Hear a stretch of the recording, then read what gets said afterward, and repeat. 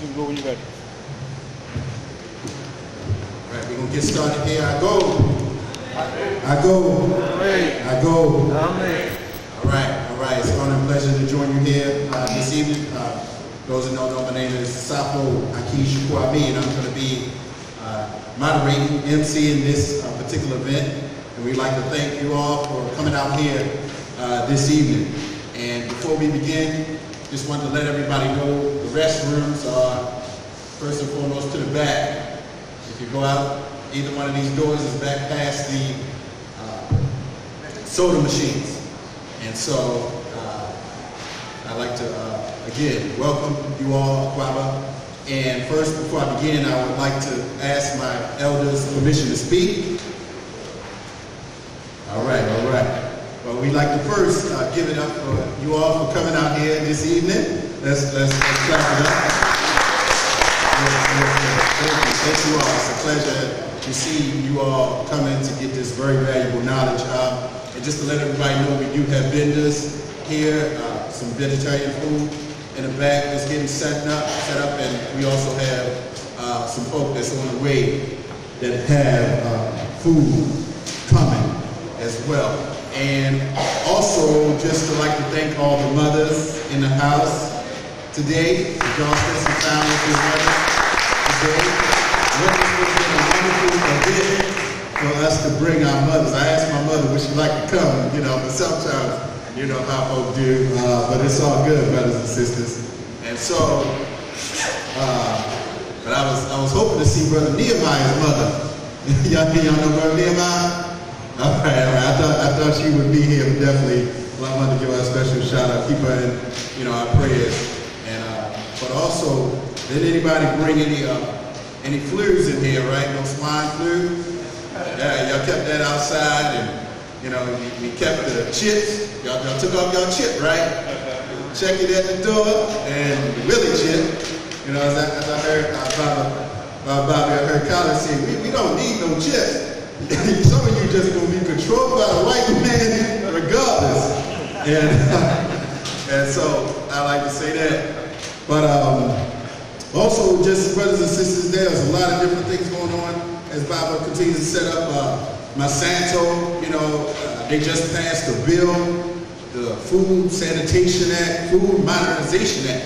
So hopefully, if you got some intel on that, I know you got what you wanted to talk about.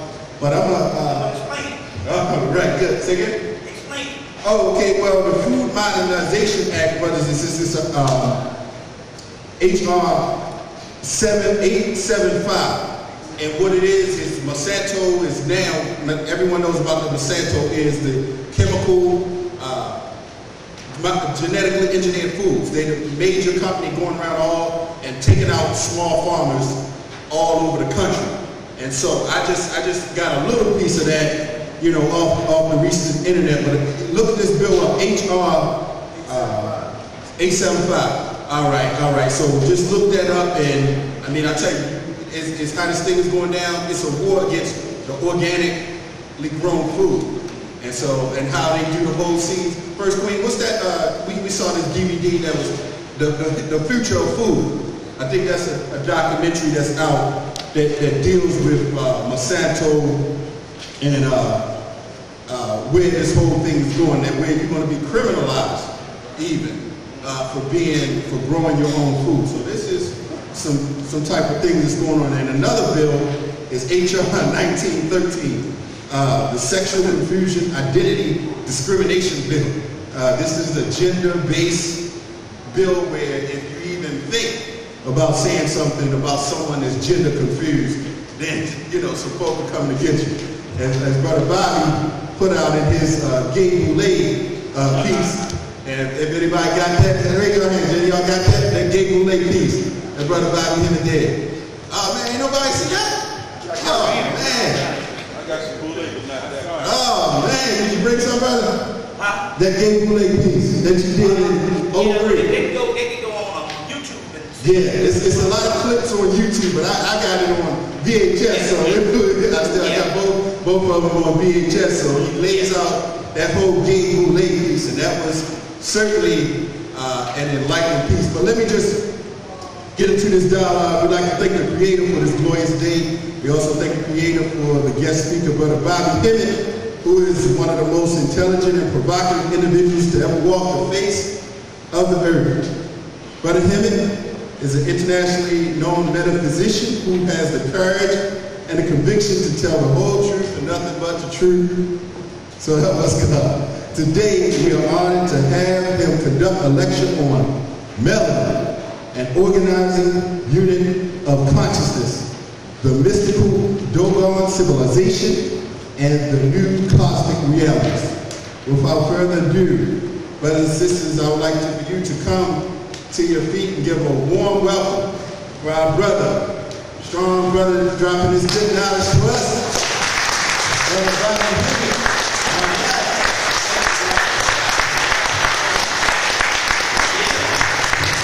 All right. To piggyback off what he was talking about based on the this whole food thing is this. And we'll give out that diabetes cure again. We got gave it out over the radio. We're gonna pull libations. We're gonna get into this stuff, and hopefully, the people who come is the people who's supposed to be here. People will trickle in. This is a pretty good starting crowd, Don't get along, because our people do come late. But to piggyback off that, I was up in Walmart about 2 weeks ago, and last year around this time, or year before last, either 2007, 2008, Pepsi Cola had to come out and announce that their Aquafina water was coming from a regular water purifying plant. So they figured that if they came clean, then maybe Coca-Cola and the rest of them would come clean. But they stuck their head out there and was left out there. Sometimes these are spiritual things that happen to create certain reactions. So since they was left out there as the people who were selling sink water, they decided to redirect their image the very next year. Around April of this year, they came out with Pepsi and Mountain Dew Throwback. I was up in Walmart, I say, Pepsi and Mountain Dew Throwback? Like yesteryear. And then it says on there, made with natural sugar. I say, so to clean up their image based on the Aquafina thing, they come and tell a bit of the truth. And that's what happens every now and then. Every now and then there's a family fight that happened, and they'll give out the truth. Well, since Coca-Cola didn't back them the same way, giving where their water came from or what have you, and other companies, they decided, well, we'll do some damage control. So they put out Pepsi Throwback and Mountain Dew Throwback. And it says made with natural sugar, as opposed to something that's not made with natural sugar, which is high fructose corn syrup. Now, they got commercials they've been running for the last 6 months, since the fall of the year, or since the fall of last year, on high fructose corn syrup. And they have the commercial, and the person says, ooh, high fructose corn syrup. Ooh, that ain't good. And the other person says, you don't know nothing about it, it's all natural. So they're telling the truth, but they're not telling the truth. It is natural in the aspect of might not be chemical, but what they don't tell you is high fructose corn syrup, which is made out of the same sugar cane, is made out of genetically modified sugar cane. Right. So when Pepsi said Pepsi Throwback made with natural sugar, it means it's not made with genetically modified sugar cane, or high fructose corn syrup, which is genetically modified sugar cane. You see. Now, Dr. Andow said they had a famine a couple of years ago in Africa, and they had helicopters and boats was getting ready to drop off this genetically modified food. And somehow the Africans was throwing rocks at it and was protesting that they didn't want the genetically modified foods. And they didn't have the research or anything to know what genetically modified food is. Their spirit told them, this is bad. Just like our spirit used to pick up on things before we got sophisticated or educated. Their spirit, it's like that woman that told her children, you all don't go to church today. and they would have been blown up in the church in what, Mississippi was that Alabama? That was Alabama. With the 3 girls or 4 girls who got pulled up with Alabama. So they picked up on the spirit. So this whole was literally hundreds of Africans protesting that they didn't want the genetically modified foods. So the key here is this, and so which is how I was able to find out about genetically modified sugarcane was one of the brothers who used to bring me to Houston, Texas every year. He would drive a long distance truck, he'd park it in the field, and they would load the truck up, and he would drive it to the sugarcane factory. They would load it up with sugarcane. And that's all he did was just sit there, he had a lot of time to study. He had a DVD player in the car, in the truck, and they just load his truck up and he would drive it to the factory. And he was the one that said, Bobby, the sugarcane that I drive to the factory is not the sugarcane. The sugarcane, if anybody ever seen real sugarcane, it used to be as big as a Kennedy 50 cent. Or what they call a bulldog. It was big. He said now it's about the size, around the size of a nickel or a dime. It's a small sugarcane. He said, and not only is it a small sugarcane, he said the factories will not allow natural sugarcane. They only buy and process the genetically modified sugarcane. See what I'm coming from here? Which is where type 2 diabetes came from. So you can track. Because when we grew up, there was no, anybody who had diabetes had type 1. People was born with it, you know what I'm saying? Just like sickle cell or just like epilepsy or something. It was rare. And then somewhere in the 80s, the doctors started diagnosing people with type 2 diabetes. That's because of the genetically modified sugars. You see what I'm saying? You see, so we know we can track the origin of this now. We can track the origin of this now. So I gave out the diabetes cure cure on the radio, but basically we found a better cure, which is basically you just take a live cactus and either boil it or eat it raw, eat the pulp of the live cactus. So we can learn things from other cultures because this is what the Mexicans do. You laugh at them, but they ain't got the diabetes like us because they workers. They can't be coming over here sick.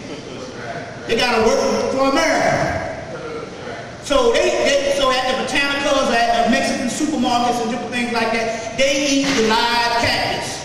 Or either they boil the cactus, or either way you want to do it, but you want to eat the pulp, and that gives you the diabetes. Or stops the onset of it. You see. There was another one that they said it was a diabetes, it was a cactus, Nepal cactus powder and prickly pear mixed with it. And that did it, but a lot of people have problems finding the prickly pear, so only thing you have to do is this, that's just the supplement because of the powder form, you need the prickly pear. But if you can get the live cactus, you can eat that. You see, you can eat that. So, we'll give out some other remedies and different things like that, as well as a lot of rituals, especially these on money. What we're going to be dealing with tonight is the angelic stimulus package. The cosmic stimulus package or the angelic stimulus package. I got a check here that white folks gave me. When you deal with money, I want to know what the white folks is doing. White folks gave me this check. We're going to be giving out this check for $5. You see up there say the angels? That's what we're dealing with. We're going to go into this particular science. You see. But it's no joke. It's stuff that works. We're dealing with it. We don't want to deal with a whole lot of things that don't work. So I don't get into arguments now over history. Something's not going to free you. You got big arguments over history. People argue over doggone history, and all the history is ours. Even if you argue on the history of Japan, that's black. You argue on the history of China, that's black. So who gives a damn about what concepts of history? That's not going to free us. That's not, you see what I'm saying? So everybody's doing this, they got wars against this. They had a big debate 2 weeks ago.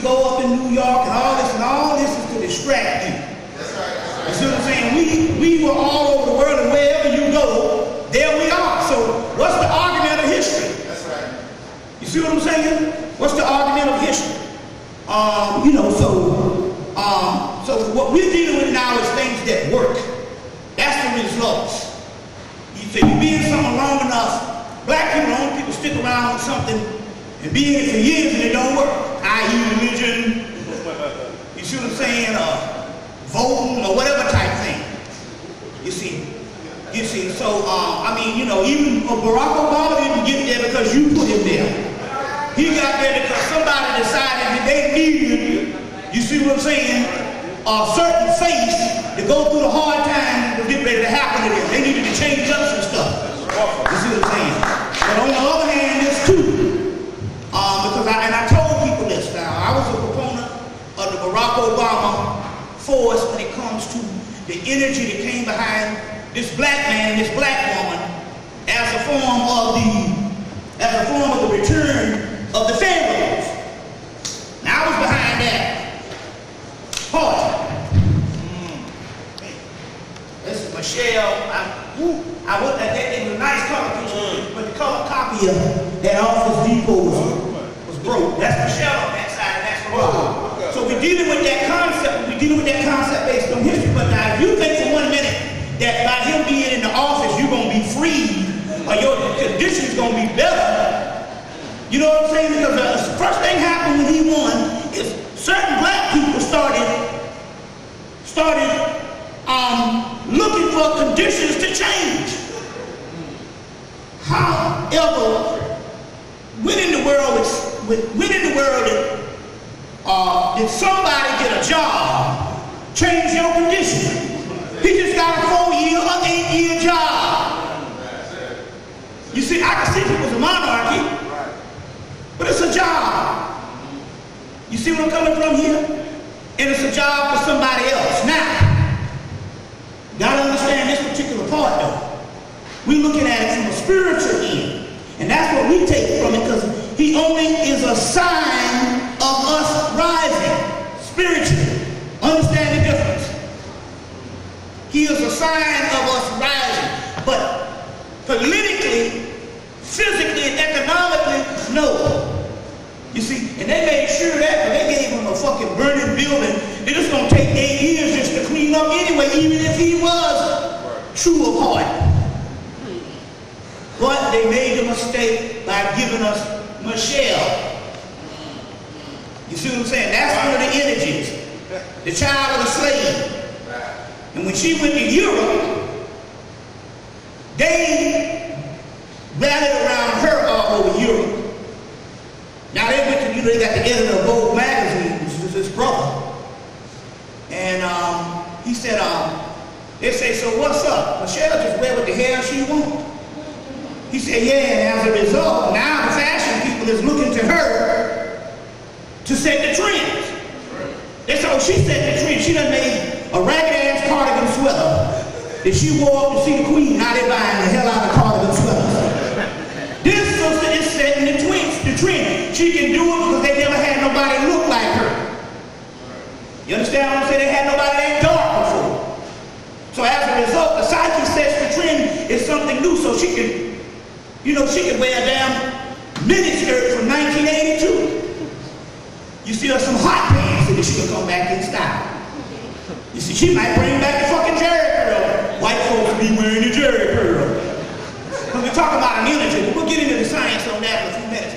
But before we go into the return of this pharaonic, which is not necessarily Barack Obama is the pharaoh, you are the pharaoh. The word pharaoh actually is translated pharaoh, Heru. And the Heru is inside of all of us. So we're talking about the return. There was a double White House in Egypt. The house of the living and the house of the dead. The house of the dead is actually the house that's living, because the physical living is death. So the White House is the house of the living, but there's a house of the dead, a double inauguration. They have an inauguration when they have a new pharaoh. The house of the living and the house of the dead. The house of the dead just means spirit world. We don't want you to get it spooked out. It's the house of the ancestors. You see. So that was a great inauguration period that happened, but there was a whole lot of spiritual stuff that we'll get into that happened. But if you're looking at the physical stuff, you're going to be disappointed because it's just a job he has. Okay, but today is Mother's Day, which is interesting because we're going to be dealing with here again. This is the goddess Yeminya. In Dogon, she's called Eminya. In Dogon. Since we're dealing with the Dogon today, we're dealing with the goddess Eminya. Somebody get me some paper napkins because I know damn well I forgot my towel, so I'm going to be sweating up the place in a minute. That's Kundalini. So the goddess Eminya is the Dogon goddess. The goddess Yeminya is the Yoruba goddess, and later on Santeria in the Western Hemisphere, which is Eminya, Dogon, Yemonsha, Yoruba, and Yeminya, Santeria, which is the Afro-Caribbean transplant of the Americans. So this is fitting to deal with the one they call Big Mama on Mother's Day. You see, on Mother's Day. The one they call Big Mama on Mother's Day. Now there was one picture, this is a thing of it, that's another representation. I'm kind of glad that Africans did use this as a form of representation because we got a lot of mothers that look like that. You see, so shit need to be identified. You see, Elizabeth Taylor can't play that. You see what I'm saying? You know, the old Oprah could. You see, but nevertheless, I'm looking at the whole thing with the. A lot of people they say they don't really like it as much. The #1 ladies, the technical agency with Jill Scott. I told him, I said, look, you gotta understand something spiritual. Oh, how many? Is it 2 little pieces? Oh, that ain't 3 or 4. I do this one. Oh, that ain't gonna work. Yeah, okay. I said, I can't get you for a nap. Yeah. But anyway, I said, look, anytime you can have a woman as big as Jill Scott exude that type of beauty on the screen, whereas you're not looking at the traditional person where somebody has programmed you to say this is beautiful, and she comes in her essence, wipes out that whole trademark of some skinny woman, then you know that's some power. And all the Africans going crazy about her. So I said that's some power. And only a black woman can pull that off. You see what I'm saying? So this is interesting here. When they depicted this particular deity, giving y'all as Big Mama. Now there was a picture that I was going to bring. It's a picture of a mermaid deity with long dreadlocks that was produced out of the islands. And I was going to actually use it as those pictures that I sell over there. But when I was trying to make it, I had a lecture about a month ago in Atlanta. When I was trying to make the actual picture, the Xerox machine, or the copy machine, stopped acting up. And then it wouldn't start back until I actually read the passage, which was up under the picture, and it was talking about this deity kills people. And then I realized, oh, I can't sell this. I can't sell this, especially black people. You get mad with a person, you know what I'm saying, because he scratched you know, open a can of milk or a carton of milk, and you accidentally get scratched. You want to kill somebody. Because you know the history of our roots is we kill people with petty shit. You know, no white people fell out the whole time. We was in this segregation and oppression and all this kind of stuff, but we killed a lot of black people with the magic. Over petty shit. I don't like the rich. So I said, now I ain't gonna put this out. I'm not gonna put this one out. But the deity that they took it from was the mermaid deity Olokun, which is the water or the mermaid form of Yeminya. Yeminya is the land mother. Olokun is the goddess of the sea, although Yeminya is also depicted as the goddess of the sea. So this mermaid deity, this is one picture. They didn't even want me to make this one. This is one picture, but this one is kind of benign and harmless, but the other one, And they took it from a legend that they have down in the islands where they say men will be walking through the island. I guess if you look, if you tickle her fancy, if you cut the grade of what she's turned on by, they would see this beautiful mermaid woman would just come up out of the river, out of the sea, or what else have you. And the men, she'd be so beautiful, the men would automatically, she beckons them on and enticed them, and they would automatically try to get busy with them. And she would take them under the water, and they'd never be seen again. Now these are true accounts of this mermaid deity from the Caribbean.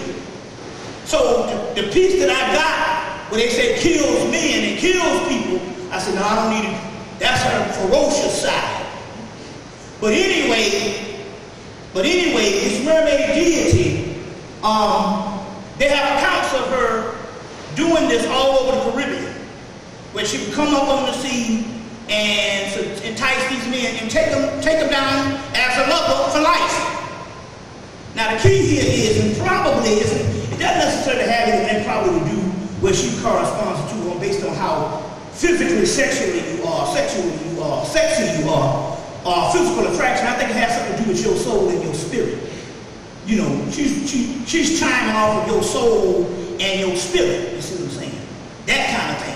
Good thing I was in the bed because I got visited by her and Oshun broke me off some booty back in the early 2000s and stuff. We was rolling and all. Even had a little fight. We had a fight going on between Oshun, which is the daughter, and the mama Hemmitt and stuff. You see, so they came through and broke me off some. Well, you know, you can do that. You can commune with the spirits. As a matter of fact, that's the next level for you to empower you to get back to that God level. If we are nothing but gods in the physical, then you can commune with the gods. You see what I'm saying? So, you know, it's quite excellent.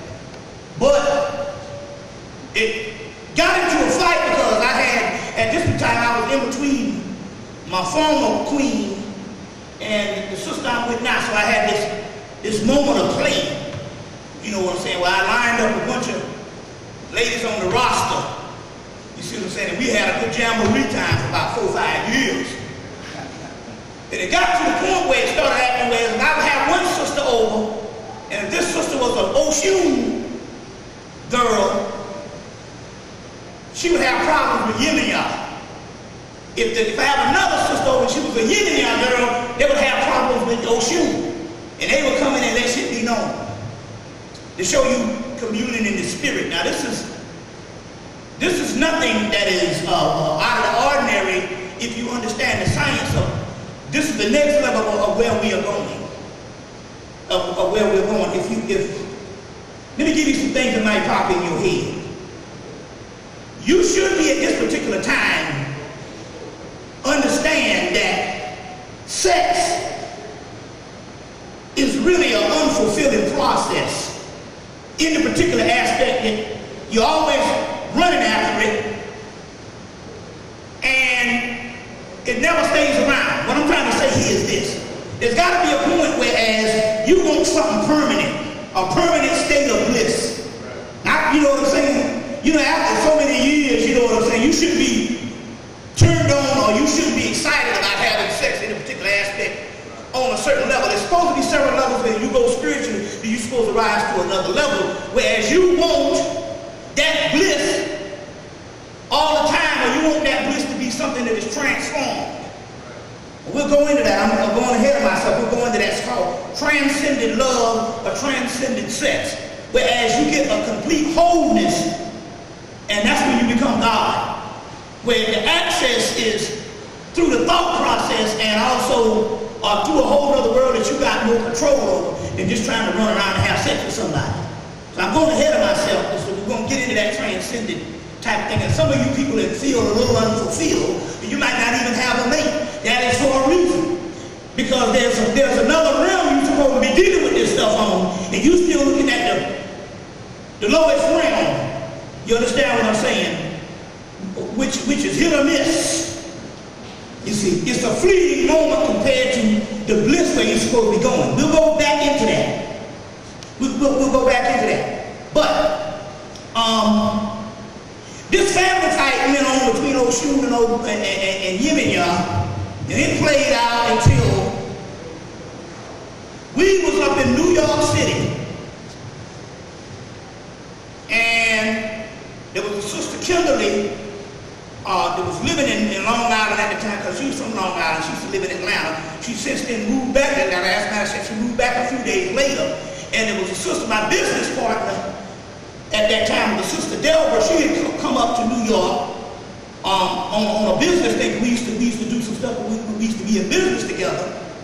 And so what we had to do, we had to go to Montauk, Long Island, Montauk Point, Long Island, because this Yeminya and this Oshun thing had gotten in a little tug of war.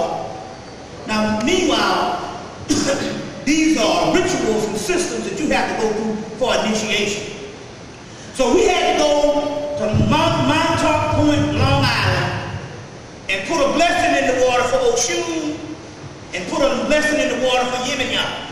So one of the sisters had to act as Oshun, the other sister had to act as Yeminya, as a role playing, and we had to put these fruits, flowers, vegetables, or whatever kind of offering in the water, things they like, colors in the water for these two goddesses. 2 days later, here's the two goddesses, here is 2 days later, 2 towers fell, 9/11. Now, I was traveling all over the country, and people would come up to me and go, no, I saw a tug of war between two spirits when the 9/11 thing happened. And it took me last month to figure this out, that tug of war of two entities or energies was those two goddesses, which represented 2 towers. And ever since 9/11, I have heard people come up to me and say, no, I saw a vision of 2 forces battling when those towers was falling. Then we get this whole thing with these 2 goddesses. Now, it's not like these goddesses are enemies, but they're playing out a role for a certain amount of energies to come through to the planet, or principalities. You see what I'm saying? This great mother paid close attention to her, and when we go into this Dogon thing, when we go into this particular Dogon aspect, she's going to show back up again. We're going to try to tie in some of these types of things. What I want to do is I'm going to post some libations. Now, what I do as research now is I don't go and just get a whole lot of scholarship and start researching on it. I had to do a lot of that in the 90s. I had to come with big bags of books, because there was a lot of systems that our people that we had to re-blacken, because they had taken all of this mystery system that was brought up to Europe by the Moors, and they preserved it after the Moors was ousted. And during that time of this particular all this material, they ended up separating it. One became general education, and one became the occult. And then the occult became the New Age. And the New Age was nothing but a homogenized form of the mystery system with a white face. So what we had to do for almost 12, 13 painstaking years was to go in and re-blacken this stuff. Oh, you know, something like King Arthur and Guinevere. That's Isis and Osiris. You see what I'm saying? Which they got text of that book, Rundle and Clark's book, Egyptian Myths and Symbols, says that this whole Arthurian King Arthur, Knights of the Round Table, comes straight out of Kemet. So we had to reclassify stuff that you was thinking that was European. It was just the preserved information coming from the 16 universities from Spain and all across Europe that later on became the occult. And then somewhere in the late 70s and early 80s, it became the New Age, which was nothing but the mystery system. And I remember this good. I walked into a metaphysical bookstore, and I said, what is this book, this Hermetic stuff I'm always hearing? And the white guy said, that is Hermes, which is the Egyptian Tahuti. I said, I got it. That means all this shit in here is Camite. And over this, we had to do a lot of reclassifying, and I had to do a lot of things, and I got over 300 DVDs or videos at 6 and 7 hours, but in the 90s it was 7 hours, 8 hours. Right. I was doing them kind of marathons, did 10 hours in LA. So it was 7 hours, 8 hours. Then in the 2000s, it went to 5 and 6. But what happened was I had to give all this particular information. Then, around the millennium, what it started happening was I tapped into a spirit world. I became more funny, because if you go in the 90s, I was real serious. I was funny, but I was real serious. Then, in West Coast, I just became hilarious. You see what I'm saying? That was the spirit. So I started going through my own initiation. Now, as a result, now, because I don't have to deal with, because I laid down so much with scholarship, the stuff that I'm on now is what the spirit comes through. So about 2.5 months ago, the Archangel Raphael came through. And then the 4 other archangels, Raphael, Gabriel, Michael, and Uriel. Now we know 100 years before the last temple was closed, the temple of Isis at Philae, 100 years before that, what the Egyptian priests did is translated from the Netters and Metanetta, from the gods. They translated it into Hebrew, Latin, Greek, Aramaic, Coptic, and all the existing Arabic, all the existing languages around that whole Mediterranean world. You see what I'm saying?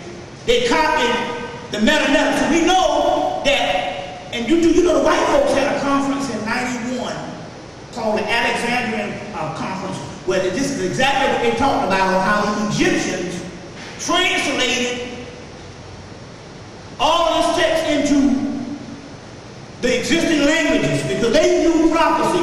They knew that Metanetta wouldn't be around. They knew it was going to fall into a dead language until it was resurrected again, partly by Champollion, but completely by a black man from Chicago. That is, the Egyptologist Rickety Wimby talks about, that they could not translate it. He translated some vowels, well, not some vowels, he translated a couple things, but they couldn't get the grammar, they couldn't get the language, they couldn't really break the keys. And they got a Negro off the street. And he came in and just translated from genetic memory bank. Just like we got a brother named Yehoshua, learned Hebrew in a week. That's how I know it's a black language. Learned Hebrew in a week, and the rabbis at Boston University got him to start teaching them, because there's certain things they couldn't see the glyphs without having the melody. You see what I'm saying? So they translated a lot of stuff from Netters became the archangels. So Raphael is Tahuti, Michael is a form of Amun-Ra and Heru. Gabriel could be a cross between Tahuti and a cross between music deities. It would be Sarasvati in India, and that would be a form of Mayat in Hemmitt. And you got Uriel, which we can trace her to be a form of Oya in Yoruba, and probably another storm goddess in Egypt. So we can see that these archangels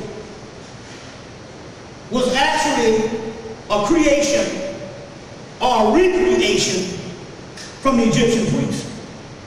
As a matter of fact, we now know that the archangels come from Cush. They come from Cush. We have a picture of one of the heads of the archangels. We're going to go back into this. We've got a polarization. This is a fragment from the Coptic text. This person you can see clearly has an afro, Davis, Ricky Silvers, you know what I'm saying, Jermaine Jackson. I think he had the biggest throat. You can clearly see that. This is a deity, and this is a fragment of a deity, because we want to celebrate on Mother's Day. Let me get this. Drusilla Dundee Houston's book, Wonderful Ethiopians and the Ancient Kushite Empire. Wonderful Ethiopians and the Ancient Kushite Empire. This book still in print? Anybody else see this book? Yes, it's still in print. This woman wrote this book, a black woman, in 1926. And it is still the definitive text on anything based on Ethiopia and Kush that goes all the way up into East India. Goes all the way up into East India. You can visit an East Indian restaurant, and you can visit an Ethiopian restaurant, and you will see similarities of the same cultures to let you know that it was all the Kushite Empire. In this particular book, Drusilla Dundee Houston's book, is one of the books, and you can tell when a book is on the money when they can't find scholarship to touch it after 80-something years. Wonderful Ethiopian in the Ancient Kushite Empire, where all of that was Kush. Ethiopia, Egypt, Samaria, Mesopotamia, Turkey, Chile, Pakistan, Afghanistan, East India, probably all the way up into Tibet. And she covered that in it, so we celebrate this woman. This sister did this in 1926. In 1926, we were still walking around with chewing tobacco. You see what I'm saying? And a hall was out there somewhere. Now, so we say that to give praises to this that came up, this deity. So what happens is, I'm going to set the tone. My research now is what spiritual entity shows up. That way, I don't deal with stuff, I can deal with stuff that works. I don't have to have a guessing game based on random scholarship or some stuff that might be outmoded. So I wait on the deity to show up. Well, when y'all ready for me to deal with some stuff that show up, this deity showed up about 3 months ago. His name is Akhenaten. Akhenaten the Ethiopian.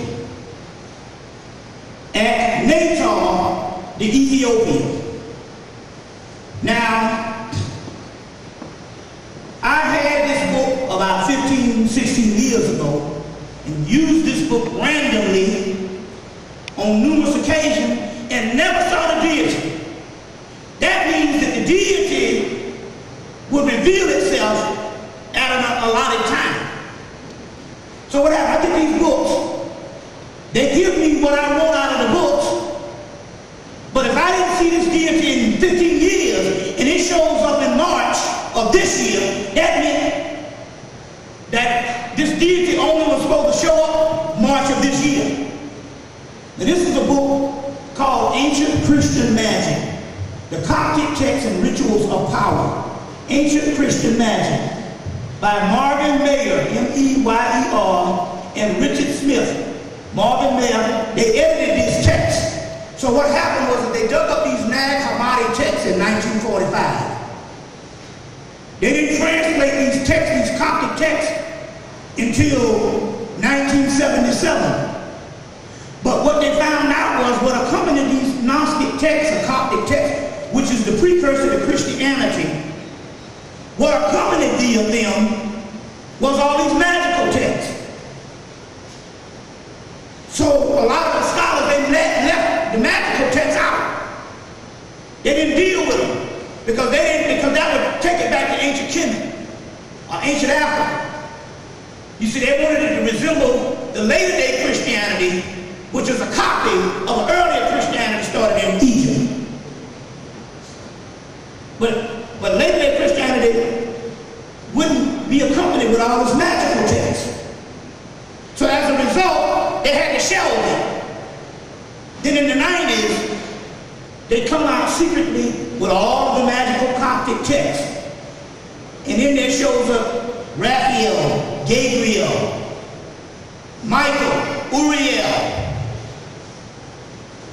And then all of a sudden, in the middle of the text is a deity called Natal. So what we're dealing with, and I had to do a whole lecture on this thing. Last, I think it was on April the 4th. When did Martin Luther King die?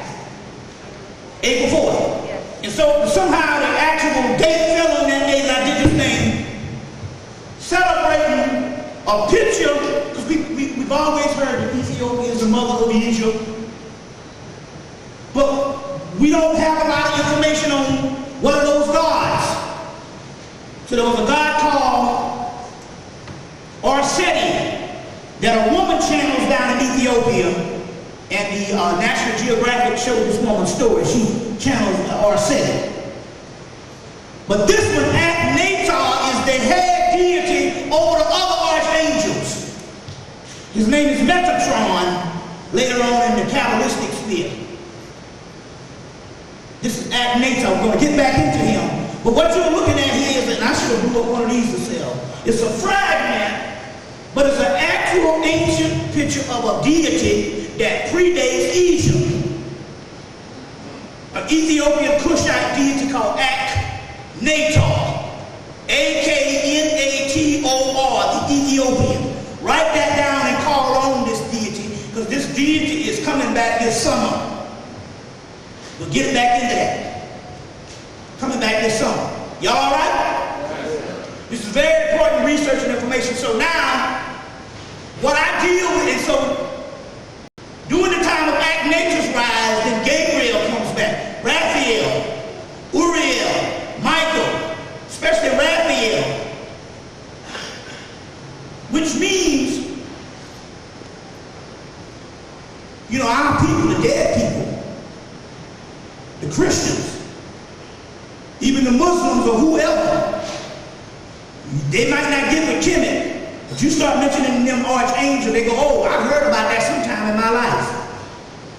That means we're talking about a synthesis from the people that know the advanced knowledge and the people that are still in the church and still in different traditions. There's a common link. And you can deal with them through these angels because these shits is real. But you must understand, this is not a creation of Christianity. This is a creation of Ethiopian or Cushite, Camite knowledge. And these deities are shown back up. We're going to get into them also. And they have brought an economic stimulus package we're going to deal with today. We're going to deal with today in a few minutes. This economic stimulus package, I'm going to show you how this thing works. All you got to do is pay $5 for a check that I'm going to sell you,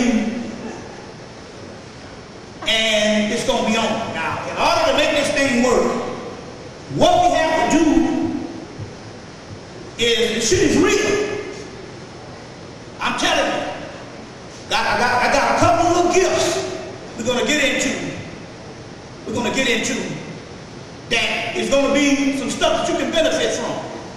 Now, the white folks gave me this. See, white folks started treating me like an angel, me and my queen, like kings and queens back in 2007. But I've always been incognito with white folks, which meant is, when you see me around white folks, I'm just a laughing and a grinning. But I'm incognito. As a result, my mama taught me that. My mama be driving down the street. She was a school teacher. She said, watch these white folks when they see me, they gonna damn near wreck the car. They loved her, they loved her ass. And when she died, white folks showed up at the wake. They was like, shit. Your mama was telling me shit when we couldn't even talk to black people. You know, we was communicating. The point I'm trying to make here is, they deal with us every day and we never know what they into. Remember, I went to a UFO Illuminati convention, conspiracy, UFO, all of that, went to a convention. And the guy who was putting on the convention came up to me and said, hey man, don't you know me? White man. I said, you the Pepsi Cola man. Every day in the AU Center, them 5 schools, he delivered Pepsi Cola at them, fill up the vending machines, and at a store I used to work. I said, you the Pepsi Cola man. He said, you never know who you're talking to. So they always amongst us incognito. So I don't let them know what I am. So I go there just as happy and gullible, and they give me secrets. They feel the energy, they reveal. So they gave me this check. I believe you shit. White folks are dealing with this shit. And they got money. I said I need to deal with that. You understand what I'm saying? Meanwhile, they didn't really give me the check. The spirit realm facilitated this particular information. You see what I'm saying? So Raphael, Gabriel, Michael, Awas, Agnatar.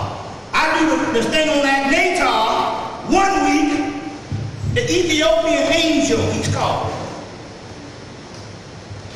I do it 1 week, the next week, I get the check. Alright? We're going to go through this stuff. You know, you ain't never heard me pitch no shit about no money. So obviously I got to be on it. Now, what we need to do, if you see there's a black and white picture on the wall, I've been showing this about a year. This is called a signature of healing.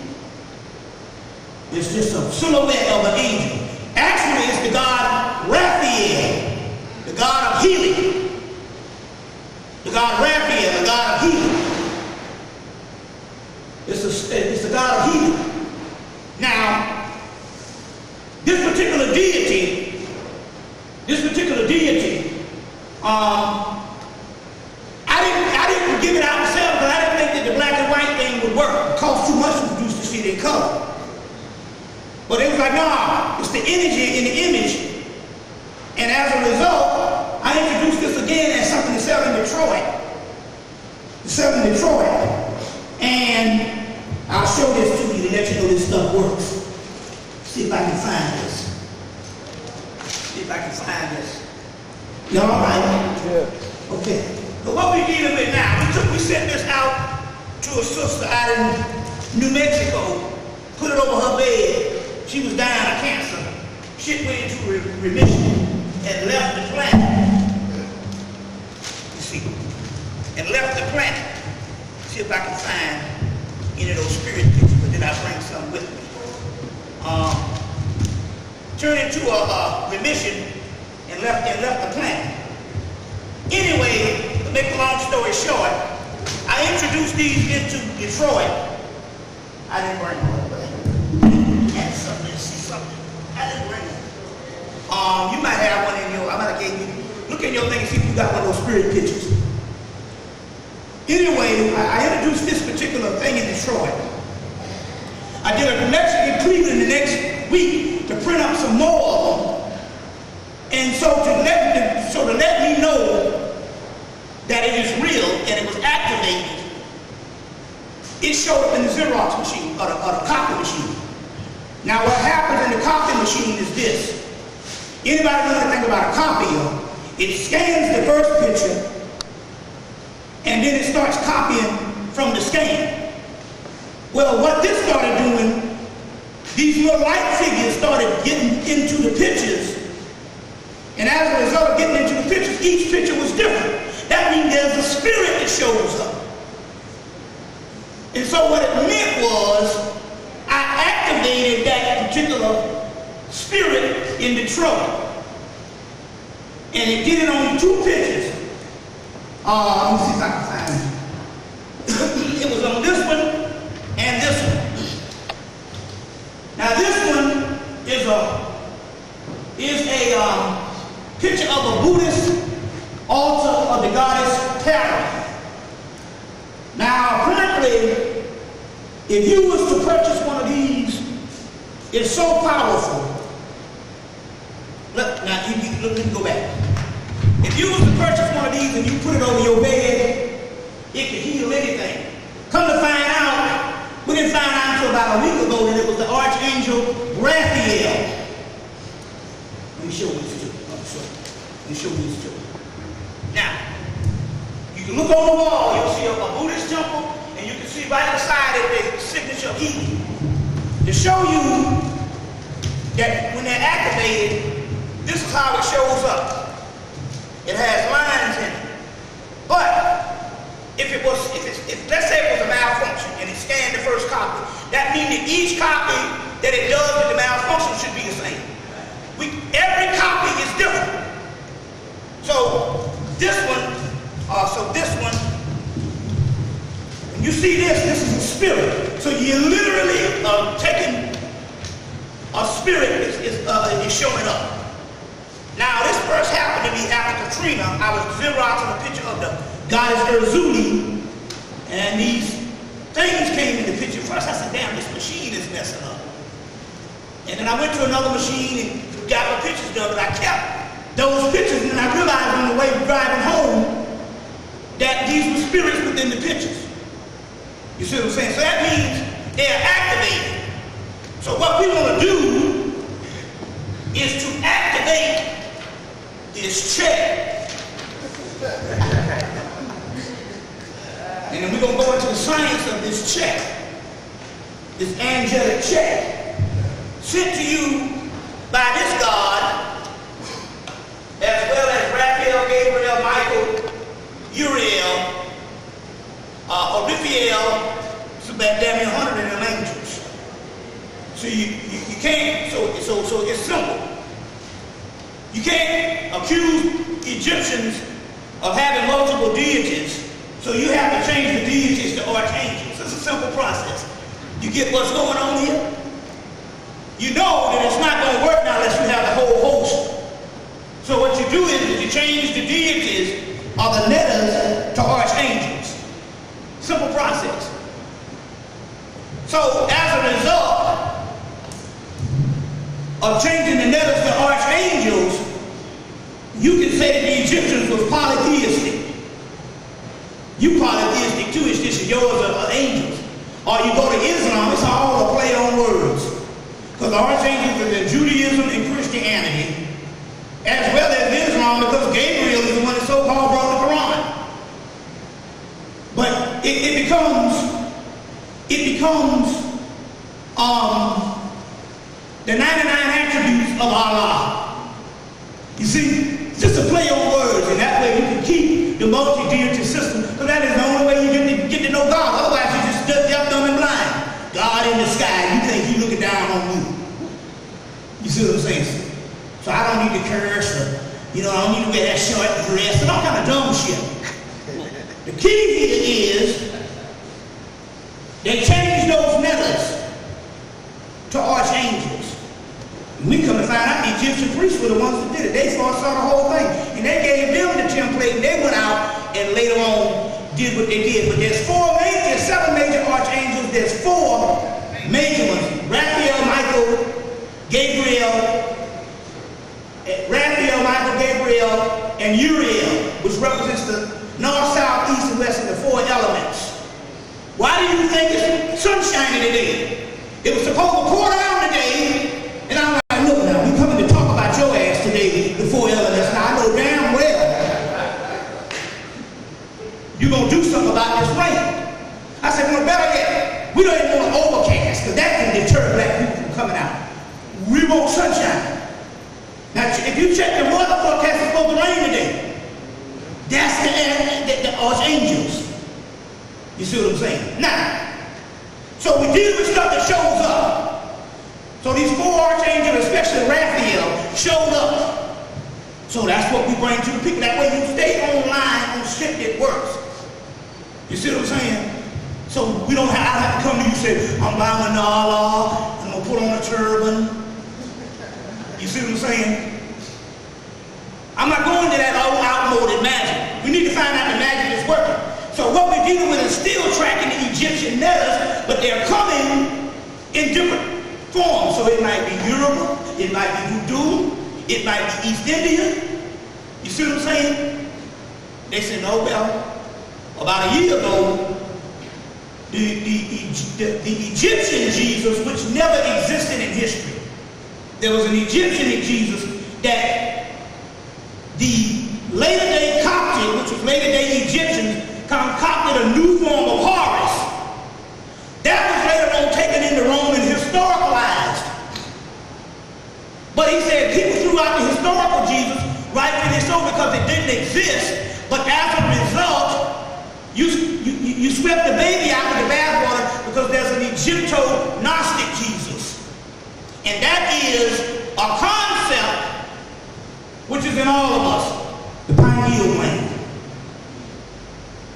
They even got pineal as an angel in the dictionary of angels. Pineal. We'll get into this. You see. So there's 4 books by a guy by the name of Richard Webster from New Zealand. You can order these books, or you can go to a metaphysical book. There's one on Michael, one on Gabriel, one on Uriel, and one on Raphael. 4 books you can order, and you can also get his Dictionary of Angels, Encyclopedia of Angels by Richard Webster. In here, one of the angels is the pineal. You heard about Jacob wrestling with the angel all night, and in daybreak he saw the face of God, which was called what? Pineal. That's an angel. Which is telling you, what are the angels? The angels are nothing but the 160 chakras in your body are angles of light. Okay? Angles of light. You see, so we have to take this stuff and bring it to its scientific and metaphysical aspect. You see, so we deal with what shows up. So this guy Richard Webster has 4 books out in print: Raphael, Gabriel, Michael, and Uriel, and the Encyclopedia of Angels. Get these books, because this is what we're going to be dealing with. Because there's another one that's on this way called Raphael, which is also a return of this Akhenaten, this Ethiopian angel, in June. And he coming with the sword. He's already showed up. Because it's not. It doesn't come by the way of some guy coming on a white horse cutting your head off. It comes on the collapse of the economy overnight. That's a Raphael. But we're talking about forces that has to do with the astrological signs and the inner worlds, which is stuff that's inside of us. You are creating this energy that you see it now. That's why you don't need to be scared about it.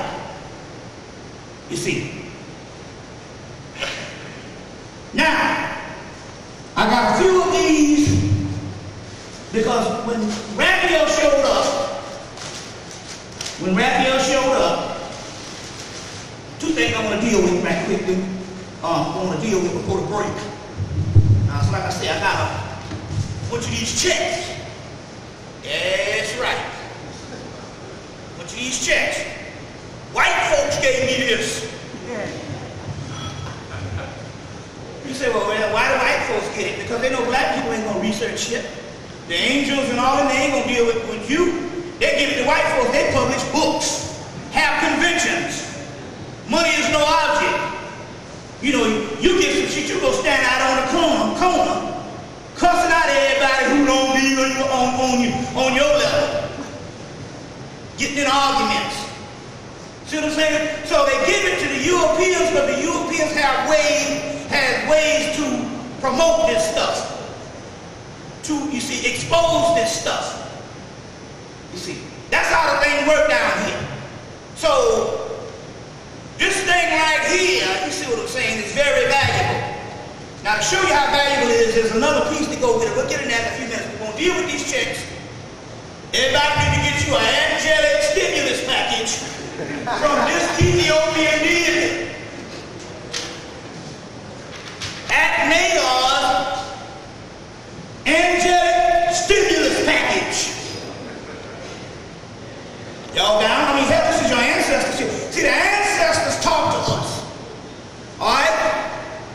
A lot of times, we want to get it the way we want to get it. But we're talking about money now, so goddamn it, for $5, I think you need to listen. All right? Now, I'm just giving you stuff that works.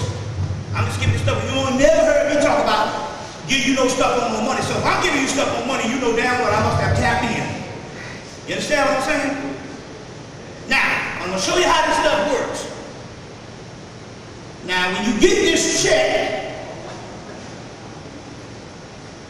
you can only, the angelic host say, look, because I got a Erzuli ritual, took it to Cleveland, gave it to the girl. I come back 2 months later, it didn't work. Why it didn't work? I said, how much did you ask for? $10 million. I said, wait a minute, if Erzuli could give you $10 million, there wouldn't be a broke nigga in Haiti. $10 million. The other girl said, I asked for $20 million. I said, you sick niggas? So the first thing I did, I said, wait a minute, now you done revealed this check to me. We need to go to the channel realm, and we need to have this angelic host come down and talk to us and tell us what's the maximum. And the maximum, they say, tell us to put $2,500 on the check. All right? Now, this check, let me get my check. This check, oh yeah, hold on. Good thing I got the real ones. Hold on with me. Y'all all right? Yeah. No, we dealing for real now. But I know shit is hard out here. You know, gas bill alone should make a nigga want to move to another planet.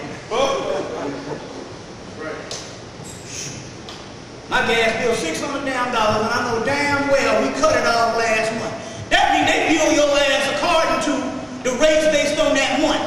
They say, well, shit, it's supposed to be $600 until we decide later on in June we're gonna cut it down.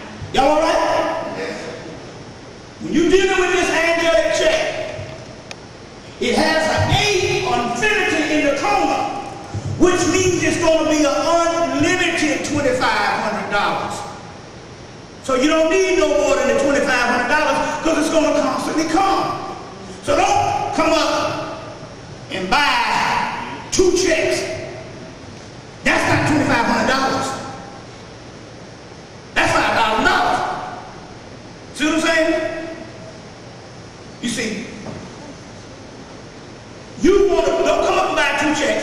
Get 1 check. Now what you can do is you can buy your honey pie or somebody else in your family a check. You see what I'm saying? That's a different thing. You see where I'm coming from here? Now, y'all all right? Yeah. Okay, because what it is, stuff's revealed, but we got to start listening. This ain't none of our ancestors coming to us. Stuff that we have long since separated ourselves from. You see? That we got to get back into. Y'all all right? Yeah. All right. Well, I'm proud. You might say that nigga crazy, but you at least, when it comes to some money, you can say, well, goddamn, I can spend $5 on a pipe dream. Sweet's worth that. Now, let me show you something else. Y'all all right? Okay, I'm going to give you a couple of things now. I'm doing my devil play infomercial on your ass. You know, he give you an infomercial before he starts, about 2 hours before he starts the lecture. This is the magical number 8. Did you see in the corner? Now, I did a tape called Agnator, the Ethiopian. And this number 8, you take this shit and you put it in your wallet. And what this thing does, the money will return to you. Let me give you, to clarify this thing, let me give you a synopsis on how I come by this so it don't look like I'm making up some shit. All right? This number 8 came from a sister that gave me a reading. She heard me on Blog Talk Radio. She lives out in California. I gave her a reading, and after I gave her a reading, she gave us this. Well, let me do it 8 first. The 8 came along with some other thing. She said, I'm going to send you some 8s, put the 8 in your wallet, and the money will return. Well, it got so funky till when I was in the last lecture on April the 4th, which is 4-4, ain't it? That's 8. In the lecture, a fucking $100 bill appeared in my wallet.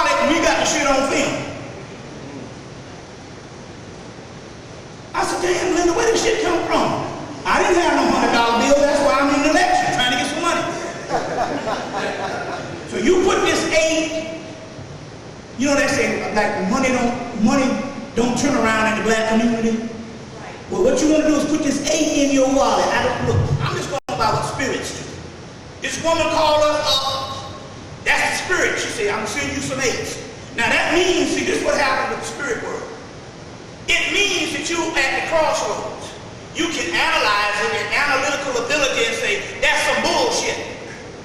But then you miss the blessing, because the spirit realm gonna come on a humble way, so humble and so simple, until if you ain't humble enough, you miss the blessing. That's right. See how that goes? You know, it's like your grandmama used to tell you some shit, I don't want to hear that shit. You know? But the stuff worked. You see? So, the sister sent the 8s. Put the 8 in the wallet, money started returning. You see what I'm saying? Money started returning. So you need to get you an 8 for $5.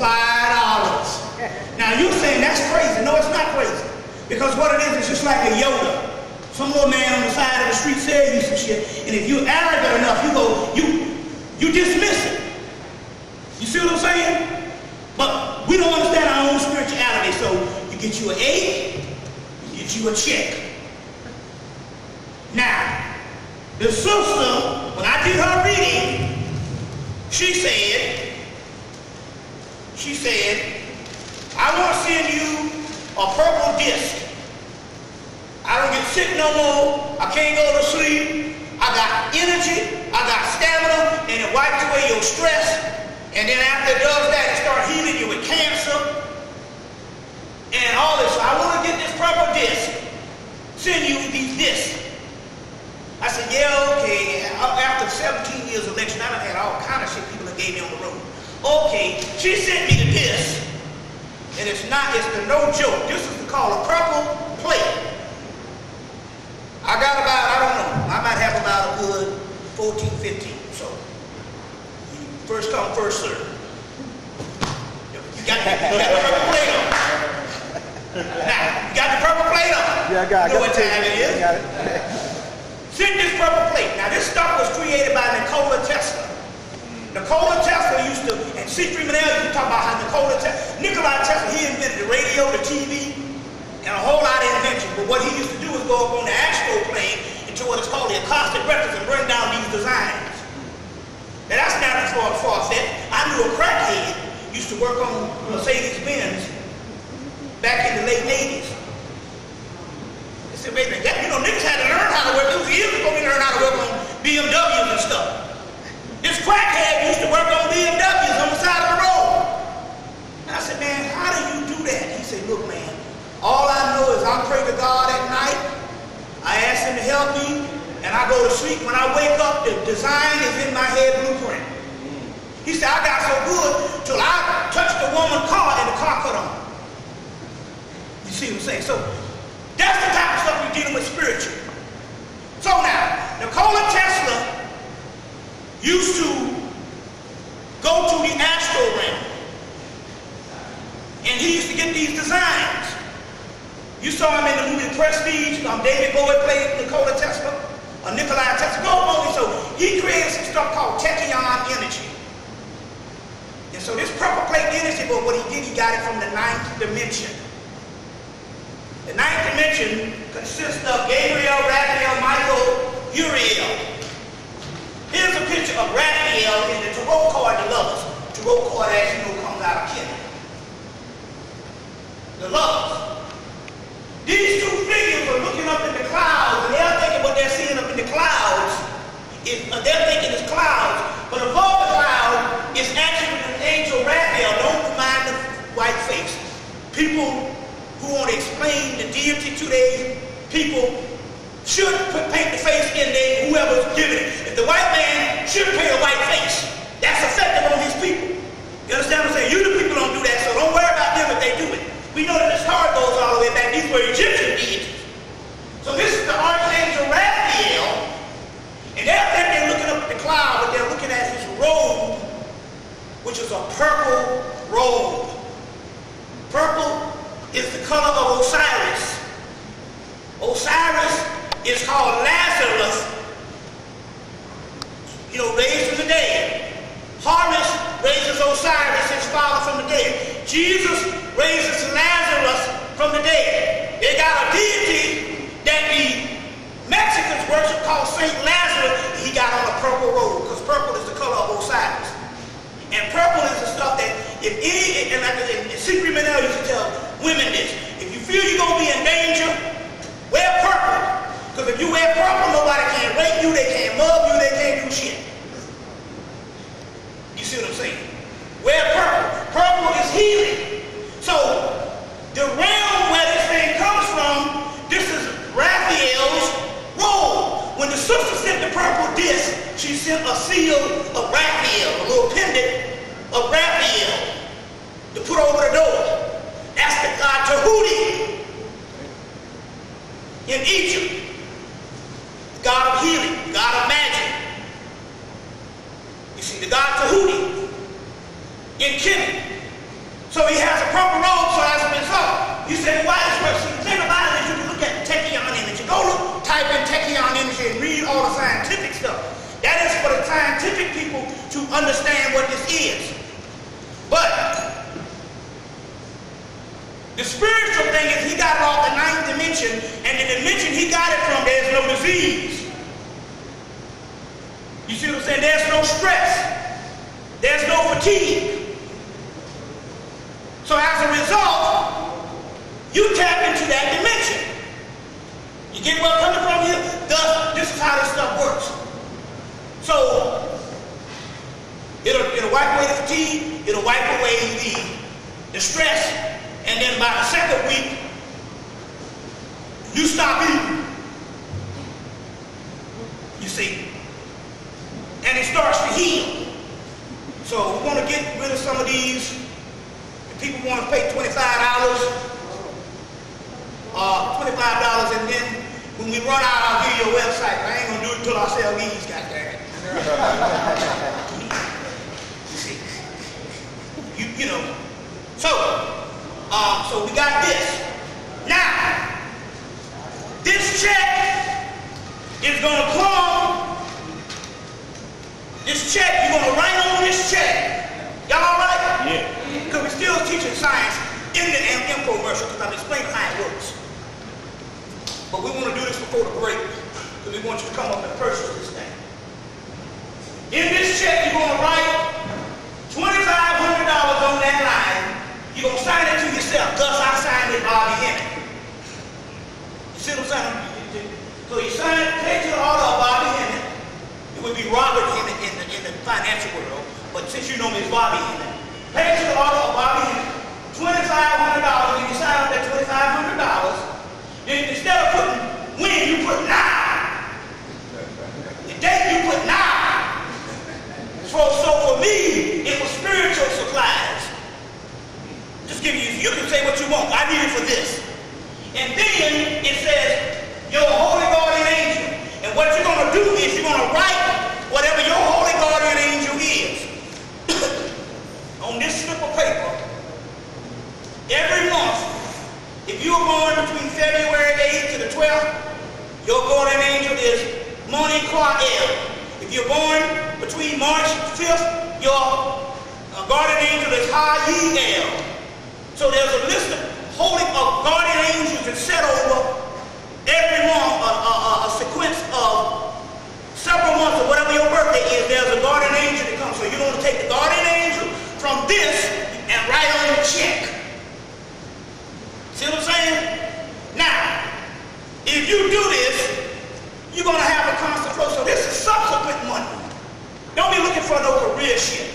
This is to help you out where you got an easy flow of $2,500 constantly coming. You understand what I'm saying? To take care of some stuff, to take some slack off. You understand where I'm coming from? Let's say you're making your money and you're doing what you're going to do. I don't give a damn. $2,500 still will help your ass. See what I'm saying? You know, get some $100 or what the fuck ever. I don't know. You know what I'm saying? Whatever it's for, that still will help you. Right? I don't care. Everybody needs it. Ain't nobody up in here this rich. You see what I'm saying? You can take me out of there. Now, so you get the gist of this. So you want to get the 8, put it in your wallet. You want to get the check. You need to get a list of this. I think I might have enough. If not, we'll write your name on your check while we're here. You see what I'm saying? Then I'm going to give you a list of the book this came out of. And you want to go to the internet and you want to go to the internet and you want to look up the book where this came out of. So you want to read further in on your guardian angel. I'm just giving you the name. You want to research him and find out there's a book called Angel Signs by Albert Haldane, Haldane, and Sima, S-I-M-A, Soria, S-E-R-A-Y-A. I want to put that on the table. It's called Angel Signs by Albert Haldane, H-A-L-D-A-N-E, and Samia, S-E-M-I-A, S-E-R-A-Y, excuse me. So you want to go on the internet and look up angel signs, and that way you can read more information on that guardian angel that set over your birthday. But right now, you just need his name to sign on that check. Y'all getting this? Y'all all right? All right, I'm going to do this thing here now, because, you know, somebody got to have some relief. So I got some purple plates, I got the checks, and I got the 8. Now, if you in need of healing, that angel on that wall, put it over your bed, you ain't got to worry about nothing.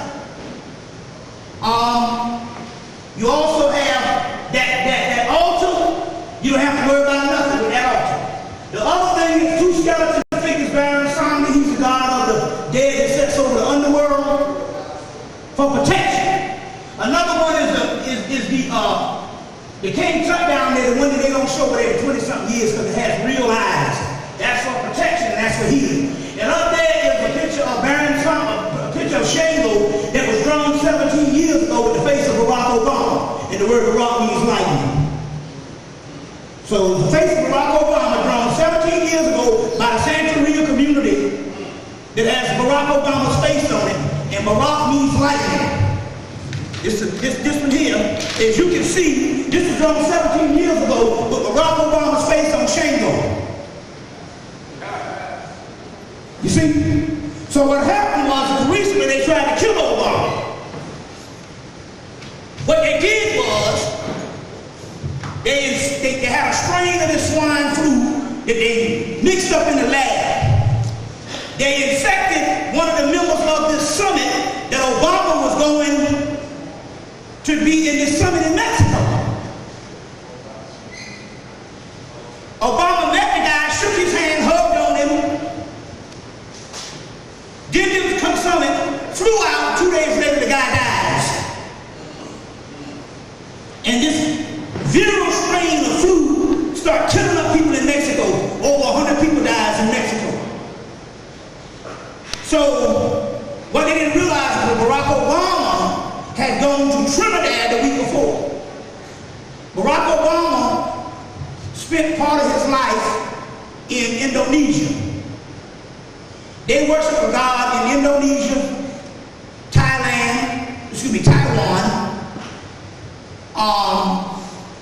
India, China, Vietnam, all over the Asian region. They worship the Monkey King. The Monkey King is the East Indian deity originally called Hemmitt. Barack Obama, going to school in Indonesia, knew that this was very prominent with the Monkey King. So he has a Monkey King tattooed on him of Hemmitt. Hemmitt is an East Indian form of Tahuti and Anubis combined, Hermanubis. He has a chain bracelet with Hemmitt. Now, the people in Trinidad is a mixture of East Indian people and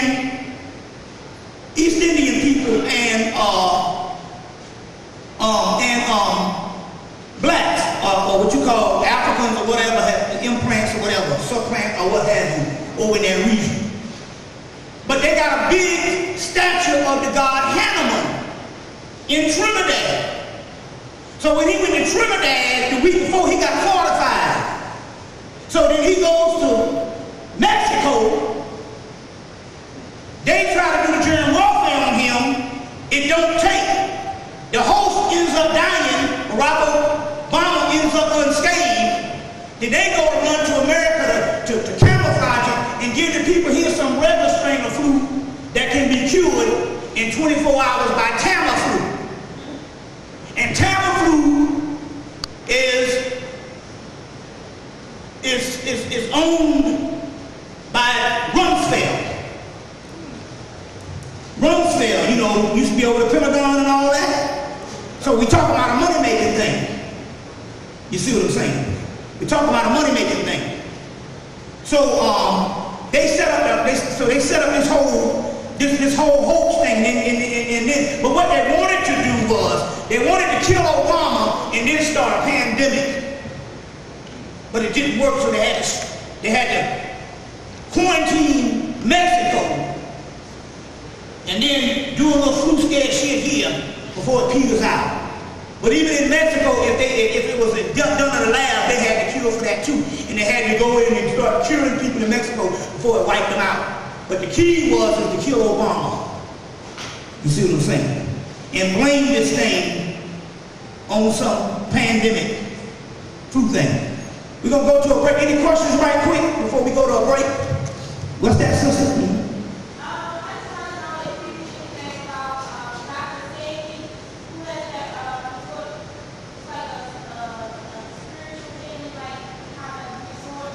Yeah, had it for years. Yeah, oh yeah. Dr. Sabi's common household word for people in the consciousness. Been dealing with him for years. As a matter of fact, Dr. Sabi was one of the people when Teddy Pendergrass first got in his car wreck back in 1982. Dr. Sabi was working with him and he was making progress. He was making progress. But as our minds, we think that the white man is synonymous to healing and good medicine. And he went with the white boys and ain't walked since 82. You see what I'm saying? Walked since 82. So like I'm trying to say, there's nothing that can't be cured. There's nothing that can't be cured. You see what I'm saying? So that's the we know, you know, that whole left eye was down there and ended up, you know, but it was spiritual. She knew that she was gonna go. It was just her time to ascend. Let me give you an example. Before we go to a break, let me give you an example of how stuff works. You don't believe the white man believes. Now, they took Aaliyah out at 22, or even she disappeared at 22, and then they used her for experiments. You heard quick Amuto I talk about how you can take a young girl and put in the bed with an old man, and they take up the energy. Well, and he sucks up the energy and get healed by it. They showed you that on an episode of South Park when they go around and screw these young children and they get healed by the energy. The sister named Ella down in Atlanta told me that that's in the Bible. They got a part in the Bible. They took a young girl and put in the bed with an old man and get that energy. So apparently they have certain experiments on Aaliyah. But she disappeared at 22. All right. They got a white boy named Chris Isaac. Used to look like Elvis. Did a couple of things in a little music in the 1980s. But if they like your image, they'll keep you around. So now he got a show on a biography channel where he interviews rock stars and all, you know. So he had what's your girl name on there? From Fleetwood Mac. What's the girl? Stevie Nicks. Had Stevie Nicks on his show. Oh, Stevie Nicks said, I don't want a computer. I don't want a cell phone. And I got a group of people to dress up like Stevie Nicks on Halloween night, the night of 1,000 Stevies. And they dress up and imitate me through my eras. And then he said, well, that's what I want to lead into. We heard that you were a witch. She said, no, I'm not. You know damn well Stevie Nicks is a fucking witch. Wicca. Wise woman. The art form. Priestess of Isis or Aset. That's our stuff that you've been learning to be scared of. Isis worship, what this stuff is. So she said, no, I'm not a witch. But this is what she said. I wrote a song called Rihanna the Witch a couple of years ago, and that's why they call me a witch now. Now listen. She said, every now and then the Spirit will reveal stuff. She said, I wrote a song called Rihanna the Witch a couple of years ago, and that's why they call me a witch. But she said, I'm going to do my next Led Zeppelin tune, and she comes out with a top hat on. That's this particular entity here called Baron Somni that is making a major impact right now. The voodoo form of Osiris. So she comes out with a top hat on. Anybody been hearing me the last couple of months been dealing with this? Hell, I even wore a top hat in my last 3 lectures. In the last 3 lectures. Anyway, she comes out with a top hat on. Now, I'm supposed to, you know, this is the deity, Baron Somni, the voodoo deity with the top hat on and the skeleton. Now listen, which is the form of Osiris. Baron Somni means Saturday. Saturday is ruled by Saturn, the Sabbath. So you got Osiris, or Osar in Egypt. Then you got a god in later Egypt, Coptic Egypt, called Osiriothus. It's another name for Osiris. And in the later form of Egypt, he becomes Sabbath. It's a god called Sabbath. That's where you get the Sabbath from. Saturday, the Sabbath.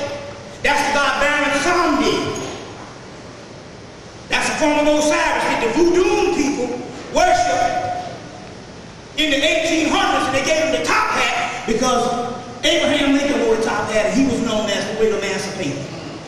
So they gave him the top hat to venerate the admiration of this Christ figure, Baron Somni. Y'all all right? So she comes out with the top hat on.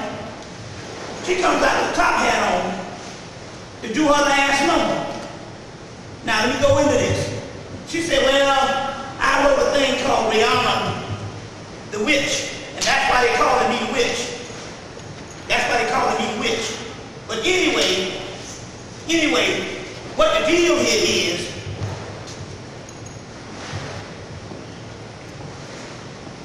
I was walking through the airport. You gotta be keen. I was walking through the airport about a year ago, and I saw a plastic Vogue magazine, about 100 copies of Vogue magazine on a display with this girl, Rihanna. I said, wait a minute, hold on. This girl just came out with an album and she's on Vogue magazine, and in the 1980s they only had 3 black women on Vogue magazine in a whole decade, and this girl just coming out with a song and they got on Vogue magazine. So the antennas went up and I put it to the back of the head. So she becomes a little famous, and next thing we know, her little boy, Chris Brown, that's his name, tries to kill her, goes berserk, try to beat her and kill her in the car, and this boy was under MK Ultra. Now, she's 22, that's my eye, same time Aaliyah disappears. You got to understand the ritual and how they do things and how they pick people for certain events in ritual. This is the way the ruling class operates. For whatever reason, I don't know. But all of a sudden this guy, now I see this picture of this girl, she comes out with an album, 1 month she's on Vogue magazine. Vogue magazine is one of the most elite magazines there is. They don't even, they don't even put black women on there every now and then. You see what I'm saying? I said, that's strange. The girl just come out. A year later, she almost get killed. This guy goes berserk on her. That's MK Ultra. But her name is Rihanna, named after Rhiannon the Witch, a Welsh deity. You gotta understand ritual. Stevie Nicks said, I put out a song called Rihanna the Witch, a Welsh deity, and you go and get the book, The Dictionary of Ancient Deities. Everybody should have that on their shelf. Don't fuck around.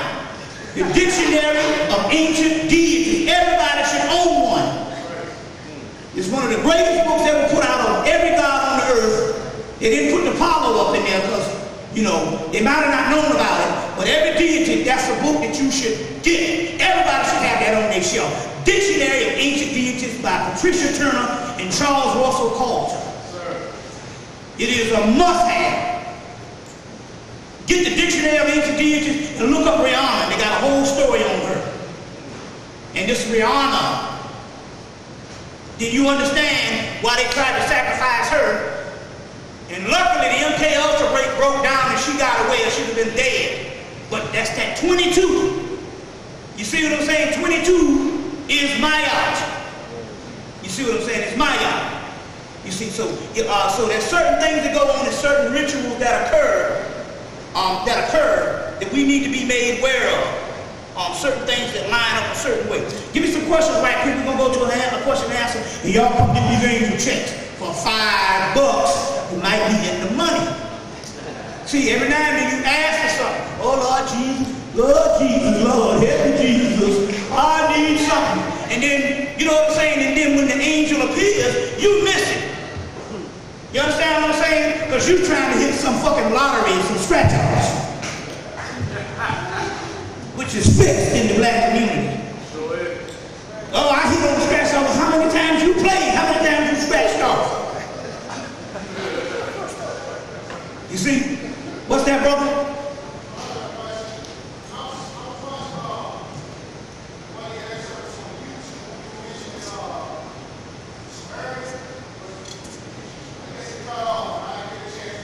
Mission who? Samaria. Samaria, what about it?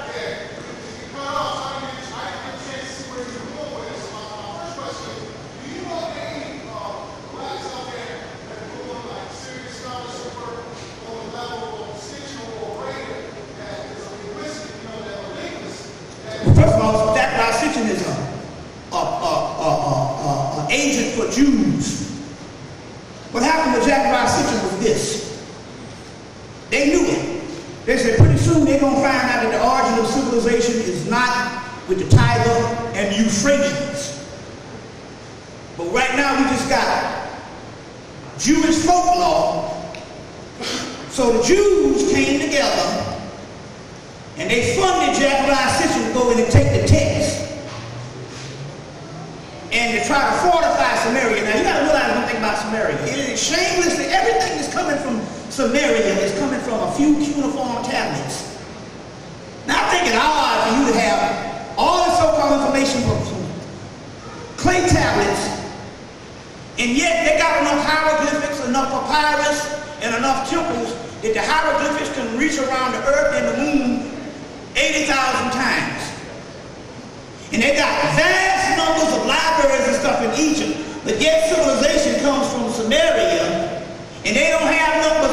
See, you can't say that the cuneiform tablets, you got about 5 or 6 of them or 20 of them, gonna explain thousands of years of history, science, and all that. Just don't add up. So what Zachariah Sitchin did is he came and he took the same text, Egyptian text, New English, Gilgamesh, and all this, and he tried to still reinforce this stuff to still suggest and fortify Samaria, because they knew that the Camite thing was coming, and Samaria is nothing but northeast Africa, Phoenicia.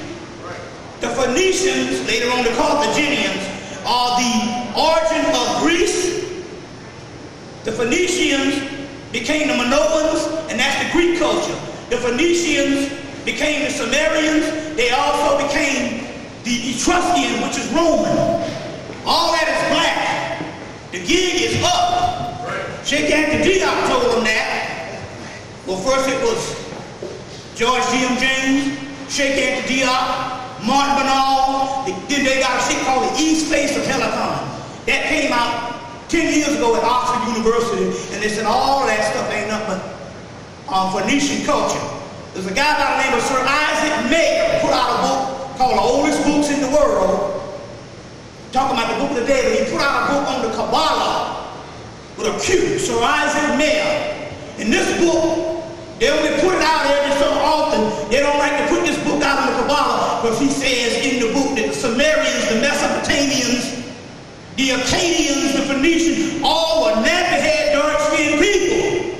So we still talk about semantics where we're just talking about another form of Northeast Africa or the Kushite Empire. Drusilla Dundee Houston's book, Ancient Ethiopian and the Kushite Empire, all that but nothing but ancient Kush. You see what I'm saying? Ancient Kush. You see what I'm saying? So my point here is, don't separate none of them. You study equally Egypt, equally Samaria. Study Greek, because that's Phoenician. Study Latin, Roman, that is Etruscan. All this stuff is in fragments. You're not going to find one system that is left whole. And that's your problem. You initiate into systems which is a fragment. The modern world does not have one system that has a complete mystery system or a complete diagnostic realm of education. You have to study all of it. You got to study the Rig Veda. You got to study the Upanishads. You got to study Zen. You got to study Chinese mythology, because that ain't other black people. You see? All of it. That's how the white boy rules us. He said, we got some dumbass people called Negroes. Now they're the origin of humanity. So they're going to get to fussing over, I'm a Moor, I'm an Egyptian, I'm a Yoruba. You see what I'm saying? I'm this, I'm that. Oh, we Native Americans. He said, and they are all of that. But it's in fragments. Now what we're going to do is we are going to study everything because we don't have a culture. So we're going to take all of it and make a culture. We're going to study all of it. We're going to call it chaos. Physics, chaos, magic. Which means all systems are fragmented. You got to put them all together. So that's why I study. I'm voodoo 1 week, 1 day. I'm Yoruba. I'm Brazilian Palo. I'm Cuban Palo. I'm Puerto Rican Palo. I'm a Macumba. You see what I'm saying?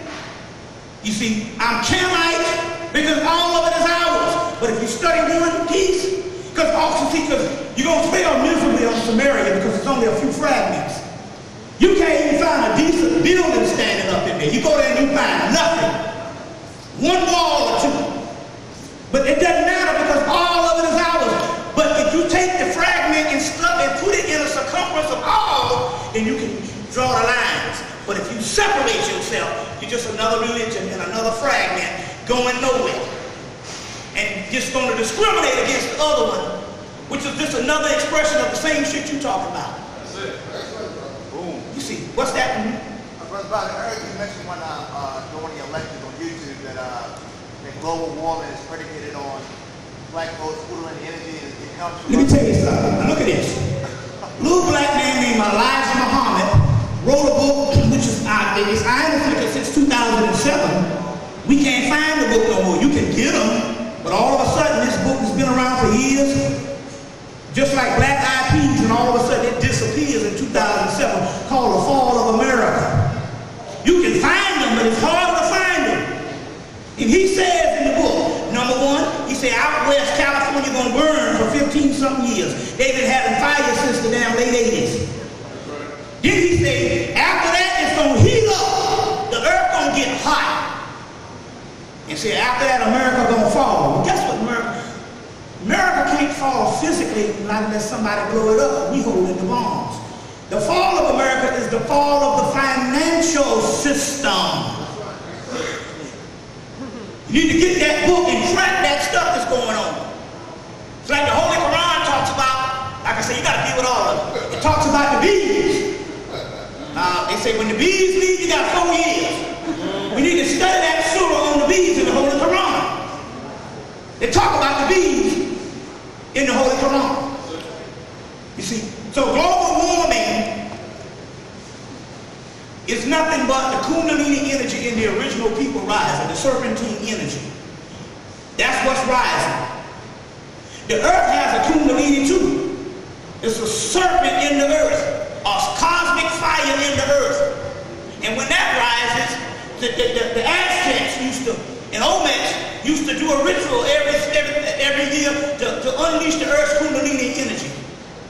There's a book now by Drumbalo Melchizedek talking about unleashing the earth's Kundalini energy, his last book. Can't think of the name of it, but Drumbalo Melchizedek's last book that came out last year on the Kundalini energy. So the earth has a Kundalini energy also, and it's rising, but it is rising based on the energy rising in the people. And even there was that Lou Dobbs on CNN said one day, they only said it once, he said, the energy of the Kundalini energy is coming from the people. No, he said the global warming energy is coming from the people. He wasn't talking about the people polluting. He was saying coming from the people. They'll say it once. It's coming from you. It's coming from you. You see, so makes no difference if you get into the politics of Barack Obama. You're just as stupid as anybody else to think that Washington, D.C. is going to actually do something for you. But if you get into the spiritual shit of the people relating to Barack Obama, that's a different thing. It is your energy related. See, one October the 3rd of 1995, they had a group of police officers standing on the side of the wall with tears in their eyes. They were crying because they knew they worked tirelessly to convict O.J. Simpson. They were standing against the wall and they were crying. They didn't know what went on. But what they didn't realize, the O.J. Simpson case became the people's case because they trapped people into a court case for a year. And black people said, it ain't happening, and it didn't happen. So they waited till Barack Obama, people was focused on his ass, and they sent O.J. ass back into jail this time. Because he was an idiot. He was an idiot from the get-go. But you can't have black people wishing. Wishing's one thing. So what happened with Barack Obama as relationship to black people on that inauguration is a whole other energy based on this political shit. It's not based on Barack Obama. It's based on the Christ image. Not the Christ image calling him the Christ, but the ideal of a return of the black Pharaoh. And anybody seen Barack Obama hyperdimensional? Did anybody see Richard Hoagland's Barack Obama hyperdimensional on the internet? They might have taken it down. Where he showed the night that Barack Obama won the election in Chicago, they had these auras, these balls of light all over the field and all downtown Chicago. Those were spirits. Get Richard Hoagland, that's a NASA man's Barack Obama hyperdimensional. You can go on the internet and type that in. He even called it the return of the black Pharaoh. Richard Hoagland, that's his name, Barack Obama hyperdimensional. Go on the internet and try to download it. If not, I got it on DVD, so you can contact me. But you know, you have to contact me on camera because I can't give out my phone number because niggas will call you at 5 in the morning. Want to have a lecture? Want to have a lecture? I've had this done. Hey, man. One sister used to call me every morning at 7 o'clock and call Brother C. Criminal every morning at 7 o'clock on the lecture. The master C. Criminal is just a sinner. But he thinks that he asked for some pussy. She stopped calling. You waking me up every morning at 7 o'clock. You can bring me up. I'm just trying to say, we do stuff like that. I have to guard myself like Michael Jackson, man, because this shit get crazy when y'all get a nigga phone number. What's that, brother? Yeah, I heard you speak some time ago in reference to a lot of the information that the New Age movement is putting out there and how that now it's ineffective and it's irrelevant because we're in another cycle of consciousness. My question is, what direction or where can you direct me to get more understanding the dark matter magic? Okay, what it means is this. They got a whole thing full of magic when you go to those bookstores. That's all our stuff we left behind. What you have to do to activate that magic is you got to create some stuff out of your head. And have confidence that what you are creating is coming from the higher realm, because you are the return of those gods. And then you can activate that magic. It's like in 2002 and 2003, I would tell a lie, and the next day the lie would come true. It's called word made true. I was speaking it in tradition, I was speaking it into reality. So I tell a lie, on the phone, he lying that nigga about, how you gonna get out of something? Well, I can't go down there today, I gotta go here. My car broke or something. My foot hurt. Next day shit come true because I spoke it into existence. So what you have to do with the magic is you got to add something that's uniquely you and it activates it. It's still our stuff. It's still our stuff. All of it all magic is dark matter energy is enhancing the melanin.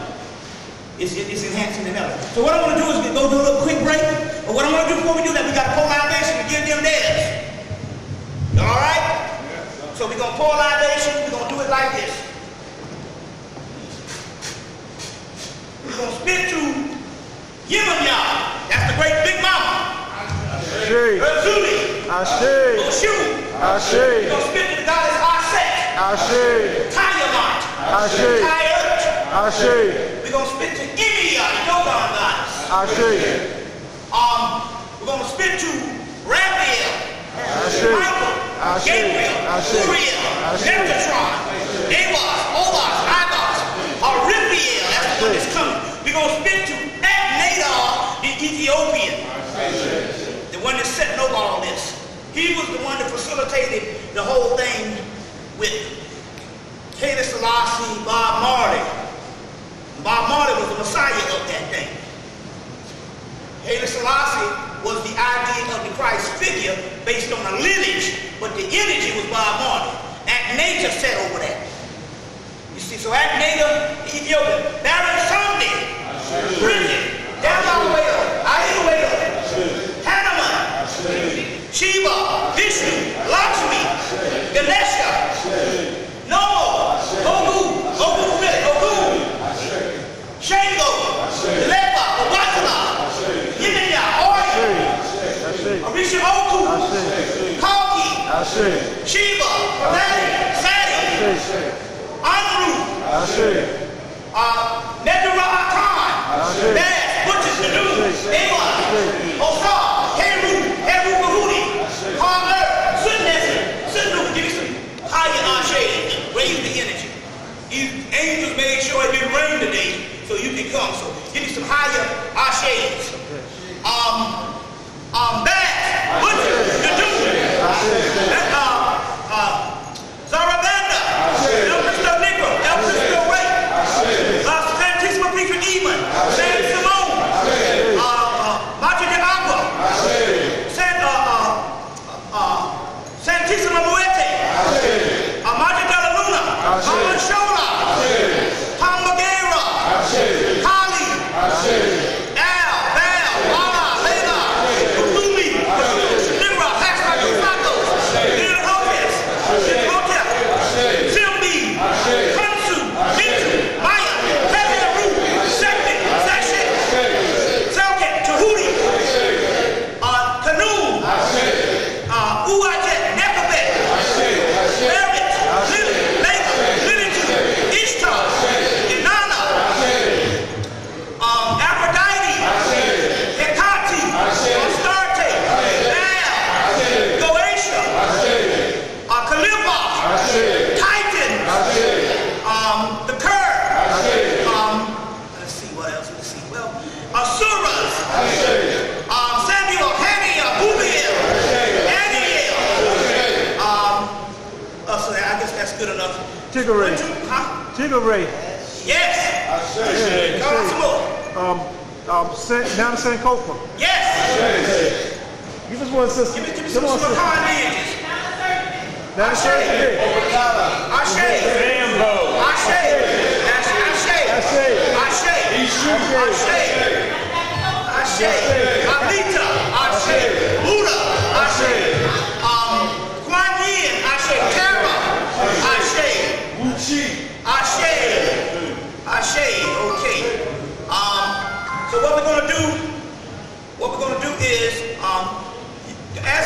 Do you want the break now? Let me see you back there. Ask him, does he want to do the break now? Huh? Okay, you want to do the break now? Charles. Do you want the break? Hey, Charles is on another planet. Your ass on Mars. Okay, now, for the people that's interested in them checks, all right, we got the Native Angelic Stimulus Package.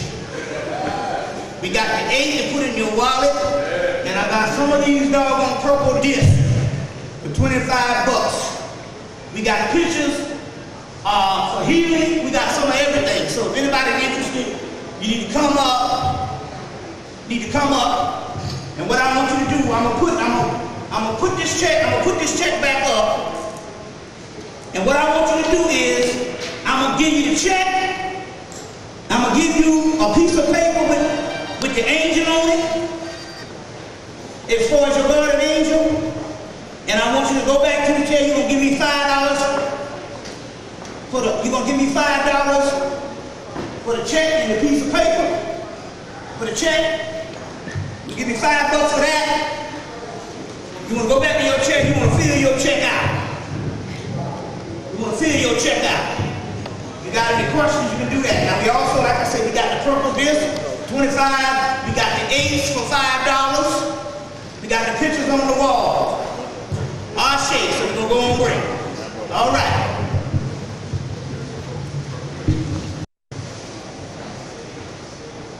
I go.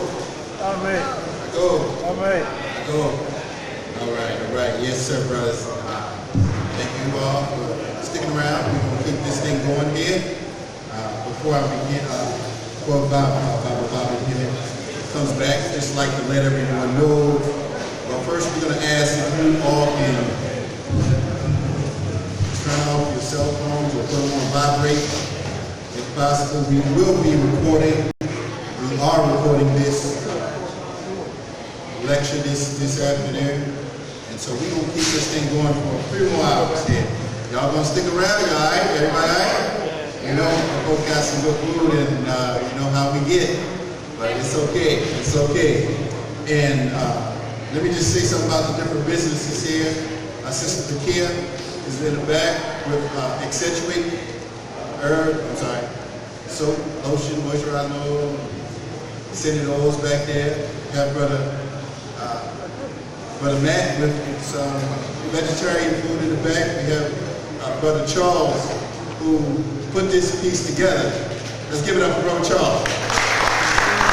And he has some books on various metaphysicians, including Phil Valentine, Delbert Blair, Black Dot, and other holistic healers. Okay. All right. We have some more food that just came in for those that, you know, they have some good chicken and string beans, no, what is it? Greens and macaroni and cheese and so. Okay, that's better. Macaroni, cheese, and green beans, and then I don't know if any of you have stepped over to the brother with the source water, and the brother does a good job with testing. I don't know if any of you have an actual tester to test the quality of the water. There's a little meter that I normally carry around called TDS meter. That which is total dissolved solids, but he has a more sophisticated system, and so I would encourage every one of you to get with that brother. And he has this piece she's on the Baltimore Examiner called "What's in the Water," and it says researchers, regulators, iron pharmaceuticals in the water, and so. Brothers, I don't know what you all think you're drinking, but it's definitely not water. But we're going to get started here. Our strong brother who has truly opened up our understandings of our spiritual connection, shall I say. I've never heard anyone articulate as many deities in one breath. I mean, just really, that's powerful for someone that has that level to be able to say it without reading from a script or a teleprompter. Shall I say? And so, Bobby, you ready to get started back? Yep. All right, y'all ready? All right, we got our pens and paper. All right, like we in school, right? All right, well, let's keep this thing going from Bible here. Thank you. All right. Several people have been coming up and asking me what to do with the check. The best thing to do is to get you a little picture frame. You can go to the dollar store, Family Dollar, get you a picture frame, put the check in the picture frame, and basically put it on your mantle. You know what I'm saying? Now, like I say, don't buy 2 checks and try to fill out both checks in your name. It's only set for $2,500. So what you do here is you buy somebody else's check and have them fill it out. You see what I'm saying? Now, what we're going to say again here is for the people that bought the checks, what you want to do is you want to go on the website, you're going to look up a book called Angel Signs by Albert Haldane, H-A-L-D-A-N-E. H-A-L-D-A-N-E. You're going to look up a thing called Angel Signs. The book came out in 2001. So the book, you can actually literally download you can actually tap into the files and find out more on the actual angel which sets over your birthday. You see what I'm saying? So it's called Angel Signs is the name of the book. Now, like I say is this. A lot of this stuff is coming from the research of the Ethiopian Book of Enoch, which is a text. The Ethiopian Book of Enoch. So you wanna get a hold of that book by R.H. Charles. There was a new one that came out in 2003. This book possessed probably prophecy that all manifested in the past 500 years in this book based on us and what was going to happen to us. They talk about how we would even become food for them. It talks about how we would bow down to them and beg them to ease their yoke, but they wouldn't listen and hearken our words. They wouldn't listen to anything we say. It would be endless amounts of things that they would heap on us. Now they also, to let you know it was the modern times that was talking about the last 500 years, they talk about steel mountains. Now what is a steel mountain? That's a building. The frame of a building is made out of steel. So they talk about steel mountains in here. So this goes through prehistory of the fall, and then it starts going into a series of history of when we went through slavery and all of the stuff we went through. This is called the Book of Enoch the Prophet by R.H. Charles. This is the definitive text. There's several books written, but this one is the one that came out, which is an easy read in 2003. And they got all kind of prophecies in here, but they're talking about certain people, and the only people that line up with these prophecies is us. You see what I'm saying? They line up with these prophecies is us. Remember before World War II, the only people that lined up with anything Hebrew, as far as the book of Daniel and several things, when they studied this stuff, was the Africans and the what happened in the slave trade and what happened with our plight. World War II made it so that the Europeans could fulfill those prophecies or try to emulate those prophecies. But there's another story that you need to understand about that.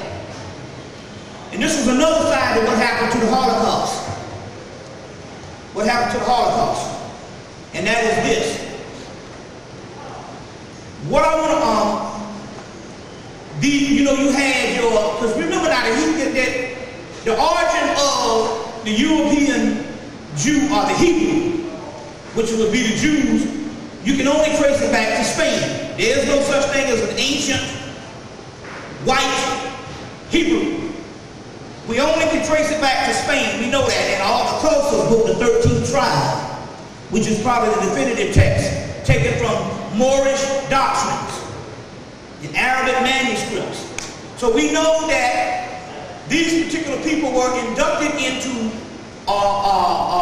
were converted into Judaism, what we call the Hebrewism, in Spain. We got that off the coast of the 13th tribe. And so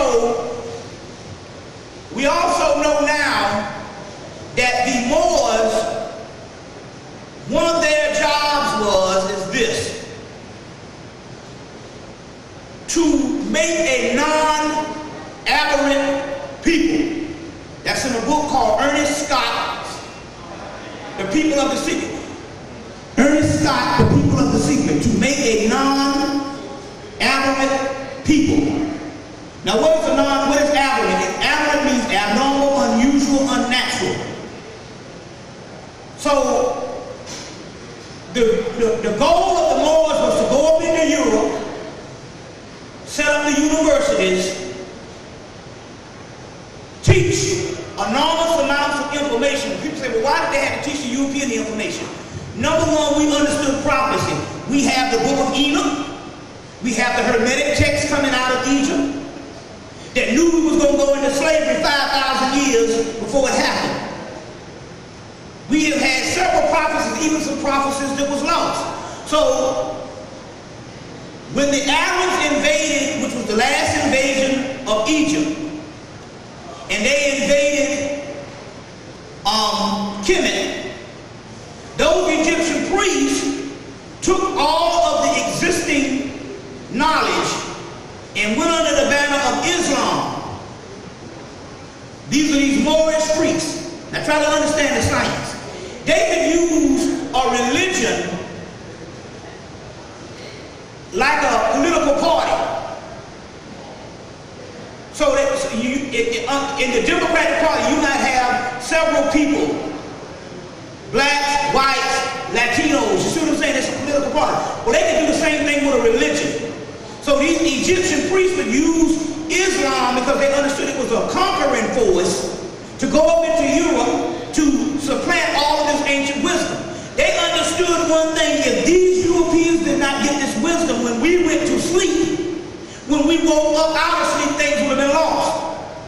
So they gave this particular information to the Europeans to preserve the information while we went to sleep. That's exactly what happened. Call it slavery, call it deterioration, or what have you, we went to sleep. So to preserve that particular information, they had to go and teach these people for 700 years to preserve this information. So one thing they did here is, one of the other things they had to do to make a non-aberrant people is the Moors had to spread their seed. Now listen to this story. They had to spread their seed to make an offspring of a semi-original people. You get Semites from. Now, some of the original ones of that offspring of that seed was those Ashkenazi Jews. Which one was the original Ashkenazi Jews? No, that's the fake. Huh? Yeah, but no, I'm talking about that's the fake Jew as opposed to the black Jew. But the original Jew, the Ashkenazi, is the original white Jew. Right. That one had a black seed in it because it was the progeny of the Moors. Because not only did they give them this information, converted them into the faith, they had offspring by these women. And after the Moors was ousted in 1492, they took 500 years trying to wash that seed out, which led to the final solution of the Nazi concentration camps, which was financed by the head Jews that was the ones that so-called purified themselves or was converted Jews of a white strain. They got rid of the black strain in the concentration camps. This is new information.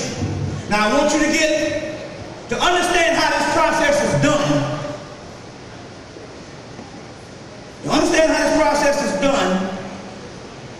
there was a movie that came out in 1992 called Rabbit Proof Fence. Rabbit Proof Fence. It's about how you take the Australians, the Aborigines, you take a group of these Aborigines and you sequester them and make them marry white people. And then you take that group and make them only mate with a white person. Until you keep on until you get it, till you, what they call, breed the so-called black strain out. But you can never breed that black strain out. Queen Elizabeth and them are mad about that to this day. Because Queen Charlotte, when when her mother got screwed by that Moor, because they can trace their shit back to Seville. Queen Elizabeth, that whole bloodline up until Queen Elizabeth now got a black strain in it. And that's why they mad with Islam. That's what this whole fight is about. Islam, under the Moors, made them niggas. You can't never get that tainted blood out of you. So they bred these Aborigines out. Now that's down in the New Movement, Australia. So one came out, Rabbit Proof Fence, which gives you the definitive thing, in 2002. Rabbit Proof Fence. The other one came out in 2008, Australia. This was past summer. And in there they bred from black to white up until 1973 with the Australian line. So the Jews from 1492 up until the concentration camps 1940 or 41, whenever they started taking them on the trains, they tried to re-whiten themselves. But that last black strain, the head of the Jewish white nation, got in cahoots with Hitler, who was a Jew, and they killed off, they sent that last black strain of the Moors to the concentration camps. We even suspect this happened in Russia. Because you got a Moor, because we're trying to find out how did that Islamic line get up in Russia. That's a Moorish line. And remember, Alexander Pushkin, who is the father of the history of Russia, he said that all things were black. And he was all things Russian. And so Stalin killed millions of Russians. Anytime you hear they killing millions of Russians, they had ethnic cleansing of a black strain.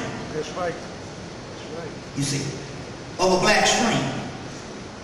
Now, as a result, y'all all right? Yeah. Okay, let me show you how stuff backfires. The ancient art of Isis worship is called Wicca, wise woman. It comes from the word bitch, priestess of the dog star. They worship a goddess named Hecate. Let me get my glasses.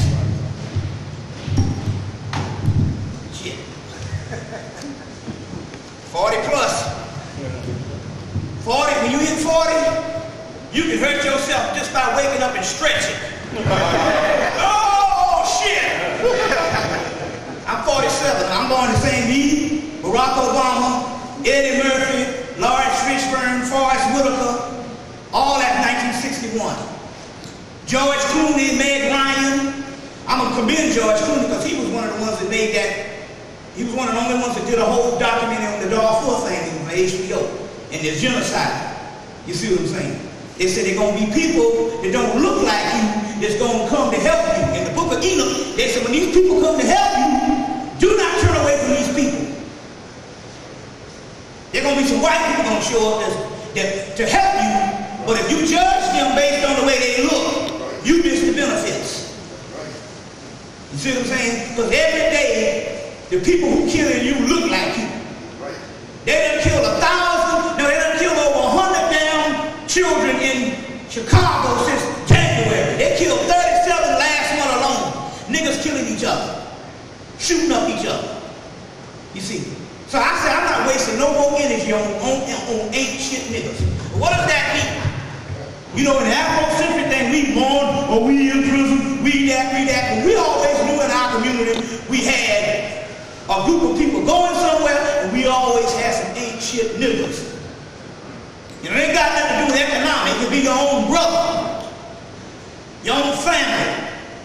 You see what I'm saying? So I don't bleed my heart now burning up energy on some niggas that ain't supposed to be nothing. You see what I'm saying? Killing up each other. You see what I'm saying? Like that. Now we marched down to Gina, Texas for one black guy who was beating black motherfuckers' ass before he fucked around and fucked that white boy up. He was beating black men's ass, and then he messed around and hit that white boy the wrong way, and they dealt with his ass. And we marched down to Gina, Texas for that shit, and yet they done had 37 black people die in the last month in Chicago. They had 4 babies last week got shot with AK-47. Babies, women, and ain't nobody marching to that shit. You think I'm gonna get on a bus and go to Gina, Texas for some old ragged ass nigga who ain't shit? You know that nigga ain't shit. Y'all like this boy and say, well, why are you picking on him? That nigga was beating. They said this guy was a bully. He was beating up black people's ass. He fucked around and hit that white boy the wrong way, and the white people said, oh no, we're gonna deal with this shit. You march on buses, and yet they had 37 black people get black children, getting black women, all kind of people died in Chicago last month, and 100 since damn January, and you ain't hear shit about it. That's why I don't get on no bus for no niggas or whatever. See what I'm saying? We burn up too much energy on fucked up niggas. Now the book of Eagle said there's gonna be some white people gonna come to help you. And don't throw the book out with the bathwater. Don't throw the baby out with the bathwater. Because right now, this shit's so messed up down on the planet Earth, it ain't about no race, it's about the separation of those who have consciousness and those who don't. Just like the Matrix said, those people plugged into the Matrix is your enemy, although they may look like you, they're your enemy too. Right now, it's based on who has consciousness and who don't. And them niggas who don't have consciousness is dangerous. And you know what? White folks suffering with the same thing. They got to deal with all kind of evangelist crackers and stuff. They're like, man, that ain't what time it is. You know what I'm saying? So they going through that whole thing. You see, so this thing right now is about who knows the information and the keys. Because what's rolling right now is world domination. You see what I'm saying? And you bleed hard by some old nigga that's gonna shoot your son the next day. Man, I done got so many calls from mothers talking about their son got their head blown off by another nigga outside of them. Because the generation now that's 18 and 19, they through dealing. If your generation was messed up, and they call that generation X, that's the niggas in their 30s. Now, what you think about the ones 18 and 19? They just straight up zombie killers. You see what I'm saying? So, moving back of what we're talking about here is, they talk about some people coming to help you, and I'm going to tell you this part what they're talking about. In Australia, because they messed around and tried to breed out the Australians to 1973, they got a lot of white people with the black gene. And as a result, they got this white girl here,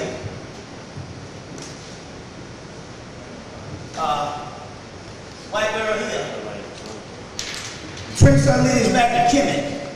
All that look a certain way you don't know. Now, I say, well, how the hell could this be? Her name is Deborah Gray. Her name is Deborah Gray. She got a tape out called Wish Upon a Spell. She was the ninth, which one is she? She's the top witch in Australia. Australia has, in 2000, they had 50,000 Australians into the occult and witchcraft. When they took the census in 2006, there was 100,000 Australians in the occult and witchcraft. Now they're scared because they understand that it backfired on them. Some of those, they tried to breathe out the Aborigines so much until they got so much black mixed up in their gene, so they can't tell what it is, but all of them look white. But they into this witchcraft. They into the occult. And they trace it, and they reveal it. They say the most highest gods is the Egyptian gods, or the Canaanite deities. And this white girl here is like the head witch over most of them. Name is Deborah Gray. This DVD is called Wish Upon a Spell. Wish Upon a Spell. You know, she got shit in there how to get a husband, how to get a soulmate. All this shit works too. Now, all this stuff works. Now, the point I'm trying to make here is they run amok when they try to breed out those aborigines. They can never get rid of that damn black gene. They just produce a lot of white, black people that look white. And as a result, they got the spirit realm sitting the most amount of witches and occultists in one country. They got 100,000 of them. It's the fastest growing. Just about everybody's abandoning the church. So they even have an evangelist here on Larry King, like he's a big time evangelist. I can't think of his name. He got a big mega church white boy. They said, Larry King said, are you concerned? He said, thousands of white people are going into the occult, tarot, psychic readings, astronomy, astrology, ceremonial magic. And the white guy said, no, I ain't upset because there's thousands of them coming to my church. He said that because he knows he's into that shit. Normally the preachers be talking all against that. So there's hundreds of these people that's going into this particular information. You see what I'm saying? So to show you how that breeding process can back up on them. Y'all all right? Yeah. Let me get my notes right quick. I don't want to miss nothing. Don't want to miss nothing. Let me get some fresh stuff. Now, it's interesting here because they worship a deity. They worship a deity, a moon goddess that sets over all, which is called Hecate. She's called Hecate in Egypt. Hecate in Phoenician goddess, what you call Carthage and all that. And later on, she's Hecate in Greek and Rome. And that's why the Europeans worship her. She's a moon deity, but she's called Hecate in Egypt, or Kemet. She's also a form of Setman. And I'm going to read something to you here, because like I said, they translated a lot of papyruses into Greek and Latin the last 100 years of the Egyptian temples. Before the last Egyptian temple, the temple of Isis had female clothes. I want to read something here of the god that all the witches worship. This goddess is called Old Mistress Hecate. She's a female of Anubis. Anubis is the god of the crossroads, and Hecate is the goddess of the crossroads. She has a book out called The Rotting Goddess. I don't know the name of the people, but you just write The Rotting Goddess. It's a book on her. The Rotting Goddess, Hecate. And they say she's equivalent to the Legba, the god of the crossroads. She's the goddess of the crossroads. So they say, "Oh, Mistress Hecate, oh, Lady of the crossroads." Now she's the goddess that all the witches worship. And the word witch comes from the word vitch and comes from the word bitch, priestess of the dog star. That's a form of Isis or Aset. So, you know, Iset has over 108 names, you see. So this is a form of Aset, the moon phase of Aset. So she would be a form of Neptune, the black Isis, a Nephet, the sister, who's the mother of Anubis. She's the moon deity. She's called Hecate in the Phoenician. And it says, "O Lady of the crossroads, O black bitch."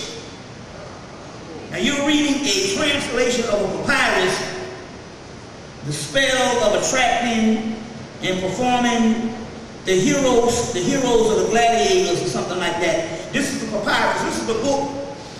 This is the book to throw you off. This is the mass production of the Egyptian papyruses that was translated by the Egyptian priests. It is called the Greek Magical Papyri in translation. This is the one that all the occultists use. You don't know nothing about it, but it throw you off. You Mr. Egyptian man, you're going to turn against all things Greek and you don't understand. This is used this way to throw you off. Because it was translated into Greek and Latin, but it is the Egyptian papyruses of the magical papyruses.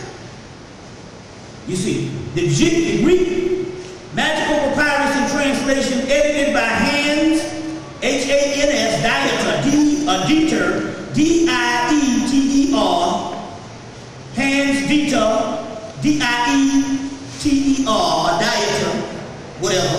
And his last name is Best, B-E-T-Z.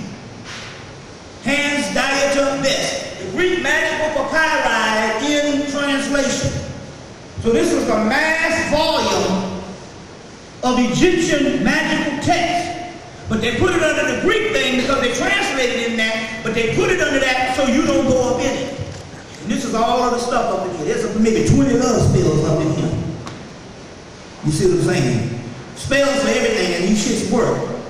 They got a spell that says do what you want. Or anything you want. They got a spell in here to get rid of anything that is messing with you. You see what I'm saying? Not necessarily kill you, but it can show enough that a nigga get out your face.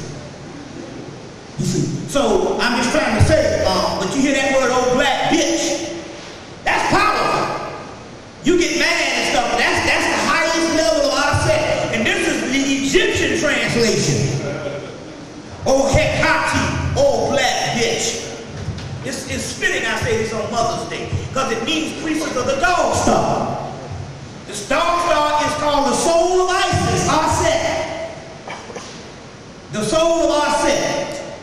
You see, y'all all right? Yes. This is some powerful stuff. This is some powerful stuff. We're going to move it right along. Moving right along. I don't want to leave out nothing. Moving right along. Now, I want to read something to you right now. Let's break down some stuff. I'm going to take this angel dictionary and you show you how you read this stuff. If you're reading this stuff as formulas, then understand you can unlock the keys. And we're going to turn to the God Samuel. I'll show you. Show you how you read stuff. The God Samuel. The God Samuel was originally thought of as the angel of death, considered to be an evil angel in Jerusalem. Samuel means blind God, and it means arrogant. The Gnostics considered ignorance being the seed of evil. Because Samuel was considered a fallen angel, this is an alternative reason for Samuel's name, blind God. Now let me translate this stuff for you. Because Horus is also called the blind God. The blind God. So we're going to break down one of the great mysteries of all time in a few seconds. You get ready to miss out? Ask me. You leave it out in the middle? Okay. All right. This is some very important stuff right here. It shows you how you go up in churches and you preach against yourself. This is very important. Now follow me on this so we can break some mysteries here. Anyway, in so many words, Samuel is considered Satan. Now, so we're going to deal with that. I know it's something when that damn sound was coming on while I was reading this. Anything to distract you. Now, let's go to this word right here. What the hell is that? Think it's making a microphone? Oh, it's coming from me. Oh, okay, yeah. Shit, I'm talking junk and I'm the sauce. Yeah. Now, all right. Now let's deal with this. Yeah.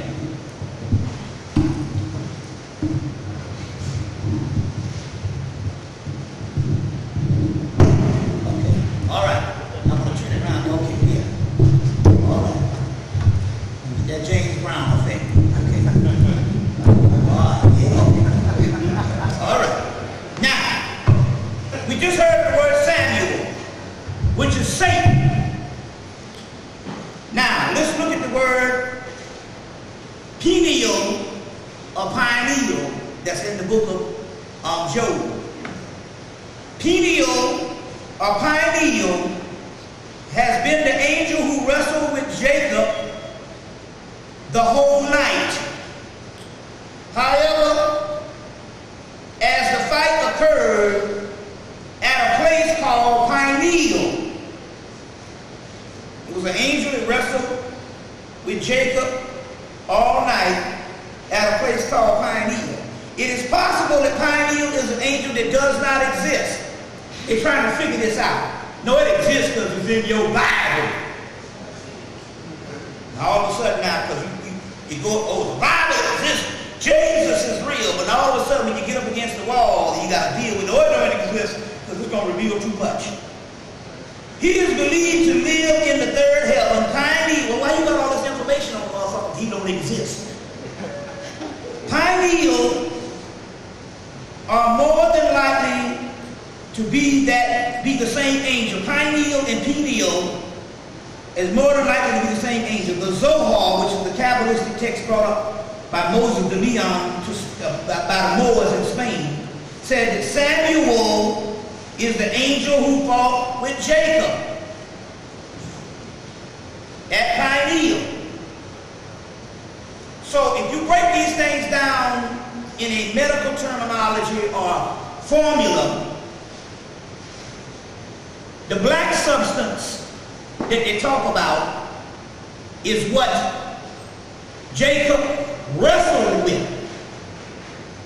That was Samuel, the God of the dead. Melanin is nothing but DNA, and DNA is what? Previous ancestral material. You got DNA, 2 strains, and then you got a whole bunch of others that they can't explain, and they call that junk DNA. Junk DNA. They can't explain it. In Indian, it's called Kala, K-A-L-A. Watch out, we're going to go into that in a few minutes. But they call it junk DNA. Now, I'm going to reveal something to you tonight that's going to show who you are and where you are. And the only thing I can tell you right now, you are a projection of yourself somewhere in the sky. They say that we are not local. There's something that's projecting you from the sky and dreaming you up. And you trying to figure out who you are, but you are somewhere else in another dimension. We say the sky, but they're talking about another dimension. This is amazing stuff. We're going to get into this tonight. We're going to break some great mysteries. Y'all all right? Yeah. Now, what this is saying is Jacob wrestled with the angel. The angel is melanin. The angel is called Samuel. In India, Samuel is called samstar, a black substance called akasha. He wrestles with the angel all night, and at daybreak, he's called Pineal. He sees the face of God called Pineal. Harvest means great face. Hero means great face, the face of God. And both of those are talking about pineal gland. So in so many words, Samuel, which is melanin, and pineal, which they also say is Samuel, is the pineal gland. It's nothing but a combination of melanin and the pineal, which is called light bringer. The melanin produced, the melanin is formed through the pineal gland to produce light. Light bringer. Lucifer is the light bringer. Lucifer is the pineal gland. Light is called angels of light, which is angels of light. The angels are the angels is light. In this particular is produced on high, is produced by the pineal gland. So these particular archangels are now coming back because now we have the light produced in the pineal gland, and they need to feed from it to be one with us. As a result, they help us, but they need to be energized. We'll go into question and answer whatever when we deal with that. You got it? Yeah, they need to be energized. It's called angels of light. Now, so they got this angel as pineal, and this is an excellent book, Encyclopedia of Angel by Richard Webster. And all, but he has 4 other books: Gabriel, Michael, Gabriel, Michael, Uriel, and Raphael. And Raphael. You see what I'm saying? Now everything, see the thing about it, everything don't have to come with an Egyptian terminology, because you got to realize we were all these family members all over the world. There's one black people. So that it's not like somebody made up something outside of this ebook. They even say that, first of all, let's look at this part now. Most of the ancient world, even John Henry Clark told you this. If you were to go back to Rome and Greece, you might see 2 white people walking around with a whole group of black people. This whole white ancient world is something that was created the last 100 years.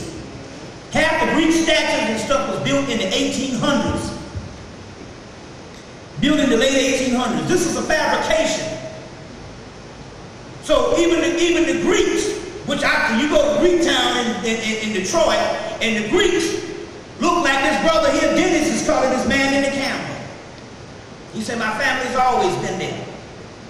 And why is it that Charles Fitch tells you that the Greeks have 85% sickle cell rate? That's right. You can't have sickle cell unless you got melanin. It's another blood type that is only malfunctions outside of its environment. So sickle cell only comes about when you get the wrong diet after living outside of your environment. They got Africans now coming down with sickle cell and only been in this damn country 10 years. And they 40 years old now and never had it before then.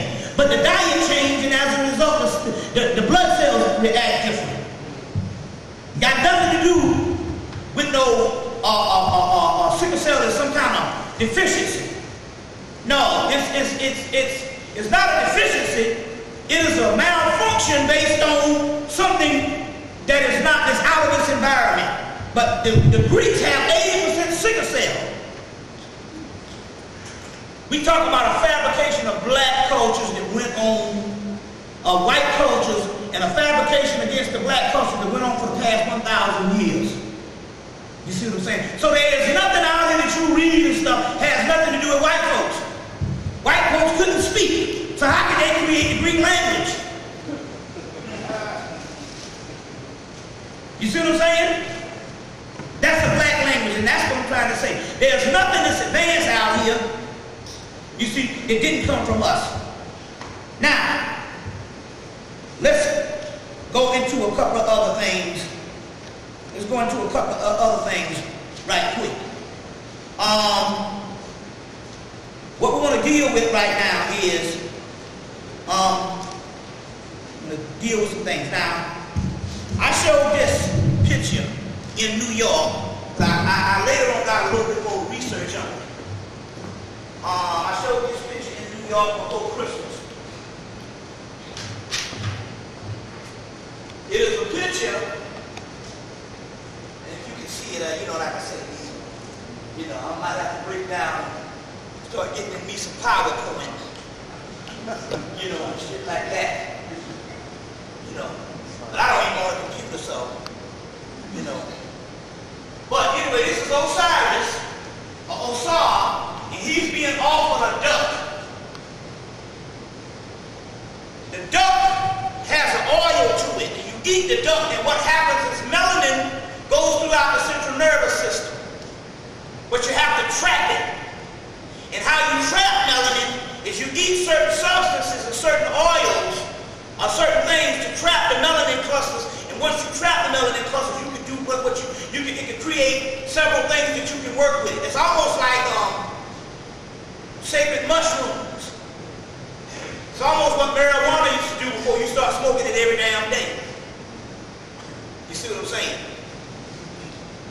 to take a regular cube of sugar and go on, just like taking a hit of crack. But if your diet didn't consist of sugar, sugar would be just like a boost, just like crack would be. And the priests used to take sugar when they want to go to a high spiritual element. You see what I'm saying? But if your diet consists of that all the time, then you see what I'm saying, it's going to be different for you. So they used to take the duck oil. And he's offering the duck to Osiris. If they didn't supposed to eat duck, why the hell is it offering to Osiris, their sacred god? You see? So they used to take this stuff and they kept it, so it's a symbol to try to tell you how to get the spiritual attainment. You eat the duck. You know, black people, you know, we don't eat, you know, some of us eat duck, most of them eat duck sauce all our life. They've never had no duck. You didn't know that duck sauce was for ducks. You give me some duck sauce, you put it on a fucking spring roll, you know, on a spring roll, egg roll. You think that's what it was? No, it was for duck. You see what I'm saying? But they used to do it to trap the melanin and for healing. Now, we know that some of y'all ain't gonna eat no duck, some of you vegetarians and all that. So the modern equivalent of that is hemp seed oil. So get you some hemp seed oil, which is the root of marijuana. Just don't have the THC, but you can get some hemp seed oil and you can trap the melanin in the hemp seed oil. And you can do all kind of healing with hemp seed oil. But you want to get the one from Whole Foods because it's a dark green one, like Osiris. Like Osiris. You see what I'm saying? It's a dark green one like Osiris.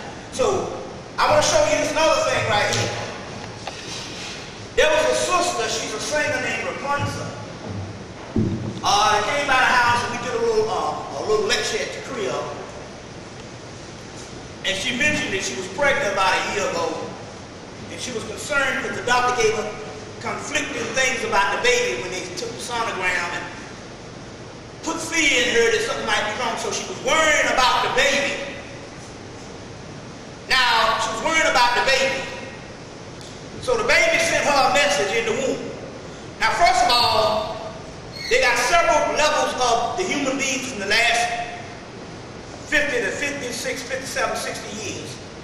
First is the baby boomers from the early 50s or the late 40s on up into the 70s, and they were called light bringers. Then the 70s child was called the indigo children. And the indigo children lasted from the 70s to the 90s.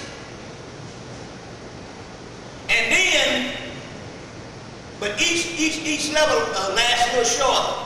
So the light bringers lasted close to, from the 50s, about 20 years, and then maybe about 15 or something years you had the indigo children lasted roughly about 20 years too, then it sped up. So the indigo children lasted from the 70s to the 90s, and then the 90s children are called crystal children. And they lasted from the 90s up into the 2000s, and then the millennium children are called rainbow children. Each generation, these children get more advanced.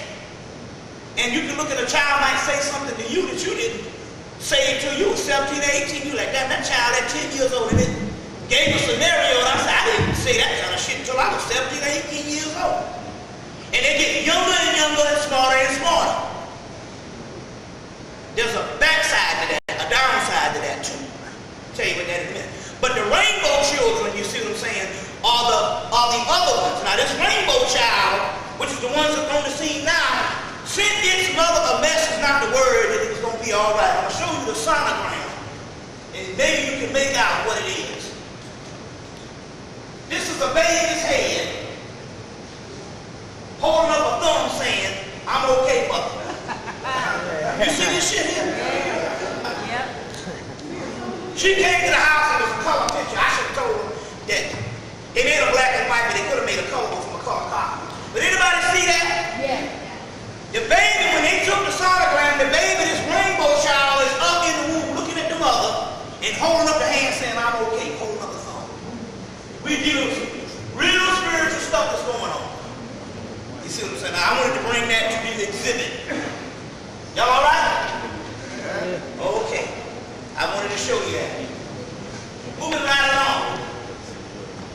we going. Let's see where we going. Hold on 1 minute. Let's see some other things here. I don't want to miss out on anything.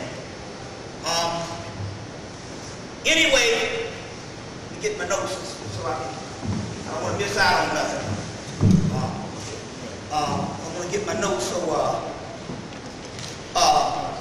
let me show you what the spirit world did.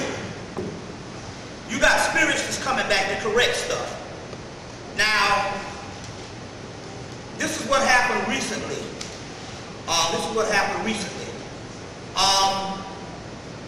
They had this on this documentary program, they had this thing, always trying to, white folks are always trying to take history and make it their own, or try to alter history to favor them. So, they had a whole thing on the Bee Gees and their impact on disco. And so, they had Nile Rodgers, I had a couple of people on the Nile Rodgers and a couple of people that was like, well, you know, but they did say, well, this stuff came from black dance music. They've always had black dance music. They've always had black dance music, and somehow the white boy just basically took it and put it with his technology. You see what I'm saying?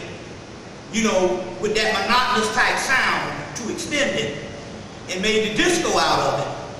But they said it all came together with the Bee Gees, and they tried to be like they were the pioneers of this stuff. So, the sister Bert, a hat shaps who used to do, she used to bring me to New York in the 90s. She's responsible for first bringing Phil Valentine out. You know, he opened for Delbert Blair. He'd been doing teaching for years in New York, but he nationally became known when he opened for Delbert Blair. And so she was the one that was responsible for bringing a lot of the metaphysical stuff to New York, thus really opening up for the rest of the country. She's one of the pioneers of that. She used to be a DJ in the 70s. And so she told me this story on how, this is, I'm going to tell you how stuff is redirected, how the spirit does stuff. She told me this story on how white folks couldn't dance. And the person who taught them to dance was Van McCoy when he wrote The Hustle. So they started learning that hustle. And once they learned the hustle, you got a lot of white boys, they can't dance, they don't want to participate. So they learned the hustle, and so he wrote The Hustle in late 74, maybe early 75. So 2 years later, when the Bee Gees come along with Saturday Night Fever, which is the soundtrack, you know, it's a good soundtrack, don't get me wrong, that shit, the Bee Gees was some good shit. But let's tell it like it is. By that time, the white folks had been hustling for about 2-3 years, and then, so their confidence was up, and then this what started the Studio 54, and they could really get there and dance. But it was The Hustle and Van McCoy who started them on their track for dancing. Now, one of the first disco records extended play was Keep On Truckin', Eddie Kendricks. You see, which the extended play came from James Brown. Used to have that 45 and the song doubled up and flipped on the other side of that 45. So he's the original disco man. But one of the original disco songs that said, which studied the template was Eddie Kendricks' Keep On Truckin', and the violins that later on became synonymous to disco came from the Philly International sound, who was putting violins in their music. So they took Keep On Truckin', they took the violins from Philly International, put that together for a dance track, then Van McCoy came and did The Hustle to teach them how to dance. So they had a culture that was birthed with the pioneers of black people, and then by the time the Bee Gees get there, they dancing and all, and they get credited for being the motherfucking forerunners of disco. So what happened was, the night that they aired not this Friday night, but Friday before last, they aired this thing on what is called a documentary channel, calling the Bee Gees the Impact on Disco. But a few hours before it aired at 12 o'clock on Friday night, I was in a damn flea market, and I bought an album for 40-something cents. 47 cents, and it was a Van McCoy album. Bought the album, went home, watched the documentary about the Bee Gees, and then the other day, I started signing, because I got like 1,000 albums, so I got to get around to playing them. So I took the album out, put it on the turntable, and was playing it with the headphones on, because I get up, I get me 2 shots at night, put on the headphones and jam. Or I'll get up in the morning, get me 2 shots and jam.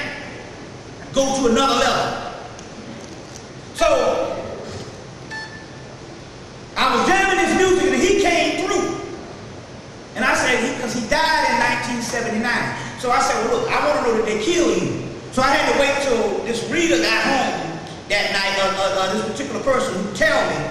And I said, did he call his brother through? I said, did they kill you? He said, absolutely not. So I'm saying, well, what's the deal? Why did you come? And what he was trying to say was, look, I was the pioneer of this stuff. And so what they're attributing the Bee Gees for the impact, that was me. And that record needs to be straight. So I'm just trying to show you how things, so those particular spirits come through. Let me give you another example. I was in college. Remember anybody saw the movie the movie about the guy who went to ate at McDonald's for a month, ate at McDonald's. How many months? Supersized me and got hooked on McDonald's. No, it was McDonald's. It was McDonald's. But that's the true channel, because I'm going to tell you what happened. You mentioned Burger King, but let me tell you what happened. I had a friend that was in school with me back in the day. He was the SK president at Clark Atlanta University. In his last year, before he graduated, all he ate for a year was a Burger King that was up the street from the school. He ate a Whopper. He ate a double Whopper with cheese for a year. Every day. Or most of the time. So I flew up to New York because I was doing the shoe design thing, and I went to go get my shoes from this Jew guy in New York and stuff, and find out what designs they made for my shoes to match the designs on the paper. So I flew back to Atlanta, and I saw Whitney, and Whitney was a skeleton. I said, man, what the fuck happened to you? Because I left about 2 months. He said, well, I was eating Burger King for a year. I started losing weight. We went to the doctor said you were systematically starving yourself with malnutrition. Okay? Now, and so he said, I said, okay, then. So we knew what the problem was. Then, when he can't, when you go visiting them doctors, you're going to find something. Lay down with dogs, wake up with sleeves, with fleas. So he decided that he was skinny. The doctors put him on AZT. That's what kills when they call it AIDS. And he ended up dying in 1990. So they murdered him. And that's what the woman in Africa said. There was a voodoo priest in Africa that diagnosed people from the spirit world. She said she's never seen anything called AIDS. She said she's seen people come with other disease and they end up calling it AIDS and they kill them with the AZT. Well, that's what they did with my boy Whitney. They killed the brother. So let me tell you what happened about the spirit world. I don't even eat the burgers. I was riding down the street about a month ago, and we passed by the Burger King where he used to eat every day. It was over there where the schools are. Clark, Morehouse, Morris Brown, Atlanta University, and Spelman and all that. I said, pull into that Burger King.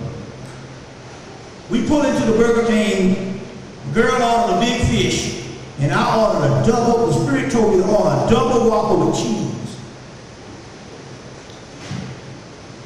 Order that double Whopper with cheese. The spirit told me to do it. I'm going to tell you what happened.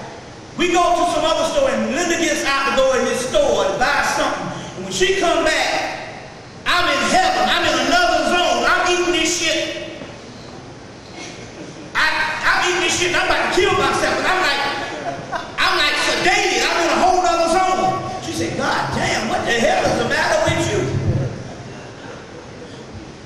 But I had tapped into the stuff with Whitney, and his spirit, you see what I'm saying, was merging, and we was having this particular moment together. See what I'm saying? He's been dead since 1990. You see? So it was almost like an ancestral type thing.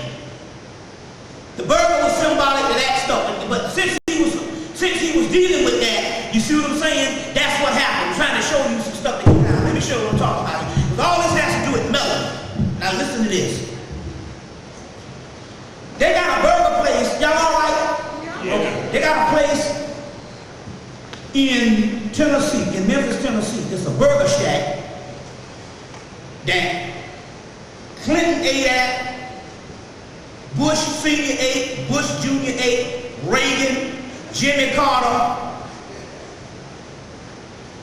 Bobby Kennedy, Gerald Ford, Richard Nixon,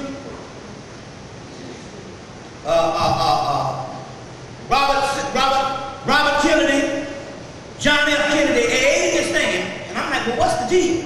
And what they go to this place, they deep fry a hamburger. Then they take the hamburger, they take the cheese and put it in the grease, put on the hamburger, and then take a bun and put on top of a greasy cheese, and the grease melt into the bun, and it's one big grease burger. And all the presidents eat this thing. I'm going to try to understand something about alchemy. Alchemy is the study of melanin and everything in the universe. The reason why they eat this thing, is this. I want you to hear this. I want you to hear this. They go to this grease place and they eat a greasy burger because the grease that they cook the burger in, they've been cooking the burgers in since 1918.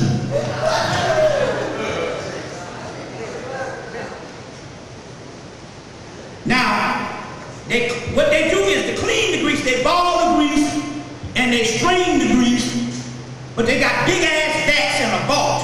But the grease, they've been cooking in this grease since 1918. Since 1918. And what it is, the properties of the different eras in this grease take you to another dimension. Now, this ain't far-fetched from what your family used to do. Remember you used to get that grease can? You could cook that grease, and your mom and them say, nah, that grease is just right. Remember that? And you didn't have no disease or nothing.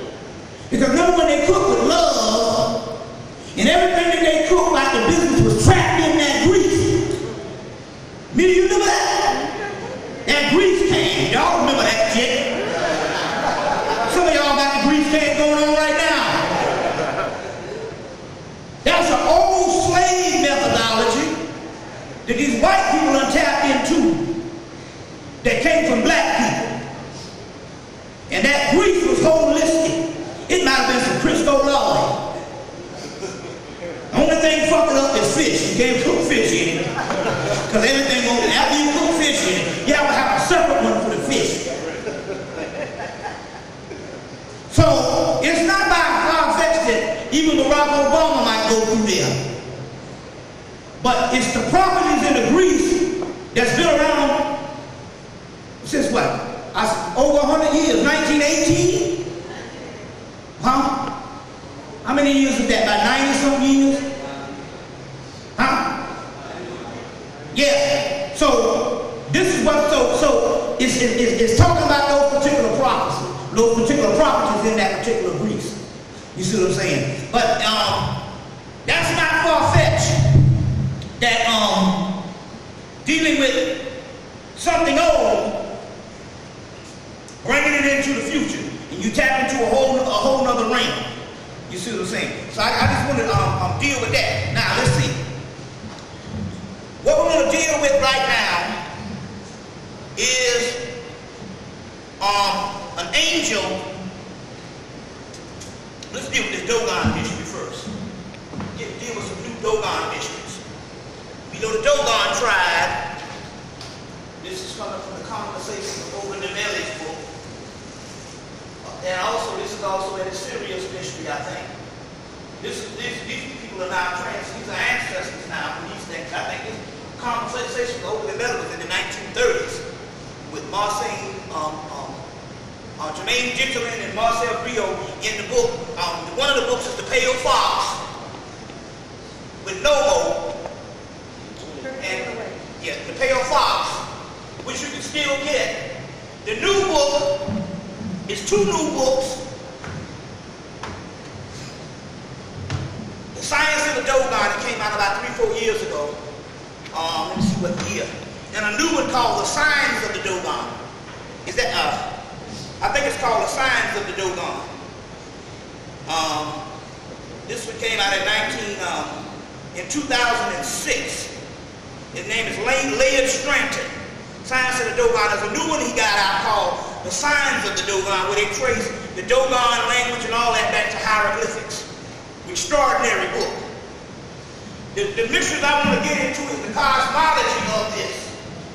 It's the cosmology of the Dogon. But that's Laird Stranton's book, or Scranton's, S-C-R-A-N-T-O-N, Laird Scranton's book. And that is the Science of the Dogon. I wanted to show this, but what I'm going to show right now is this. Let's see if I got the pictures up here. These Dogon pictures. He gave me them.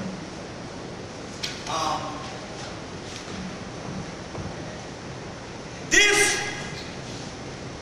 is a symbol of Sirius C. That's the most important at this particular time. Sirius C. Sirius C.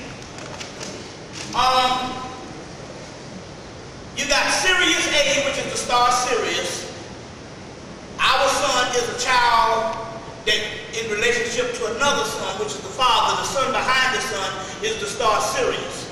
So you got Sirius C, you got Sirius A, then you have Sirius B, which is a burnt up dwarf star. A dwarf star called Sirius B. Now, they call it Potolo. I think that's what they call it. And the Dogon say that in the beginning, before anything existed, Potolo existed. Now let me go to another Phoenician cosmology. They say in the beginning existed Eros, which is a yearning desire, and Gaia. Gaia later on will become planet Earth. Now listen to this. Gaia existed, break down this cosmology. I want you to hear this. Before any other universe or any other part of this Milky Way galaxy existed Gaia and Eros. Eros and Gaia. Eros is the substance behind sex, desire, lust. A great yearning or yearning. Yearning in man, yearning in the cosmos. But it says in the Phoenician cosmology, which is later on Greek cosmology, in the beginning existed Eros and Gaia, but Gaia becomes the earth. So they saying the earth was here before the rest of the Milky Way. That's why Elijah Muhammad said that the gods in the heavens say that the greatest of the gods live on earth. The Zohar says that man looks up and says that the angels is on high, while the angels in heaven worships the man on earth. Gabriel, Raphael, and them are coming back to worship you. You are the one that have the light. Y'all listen to me. But we got to come up a phase to the God level. They say that Heru, when he's a child, the elementals Oshun, Ogun, Legba,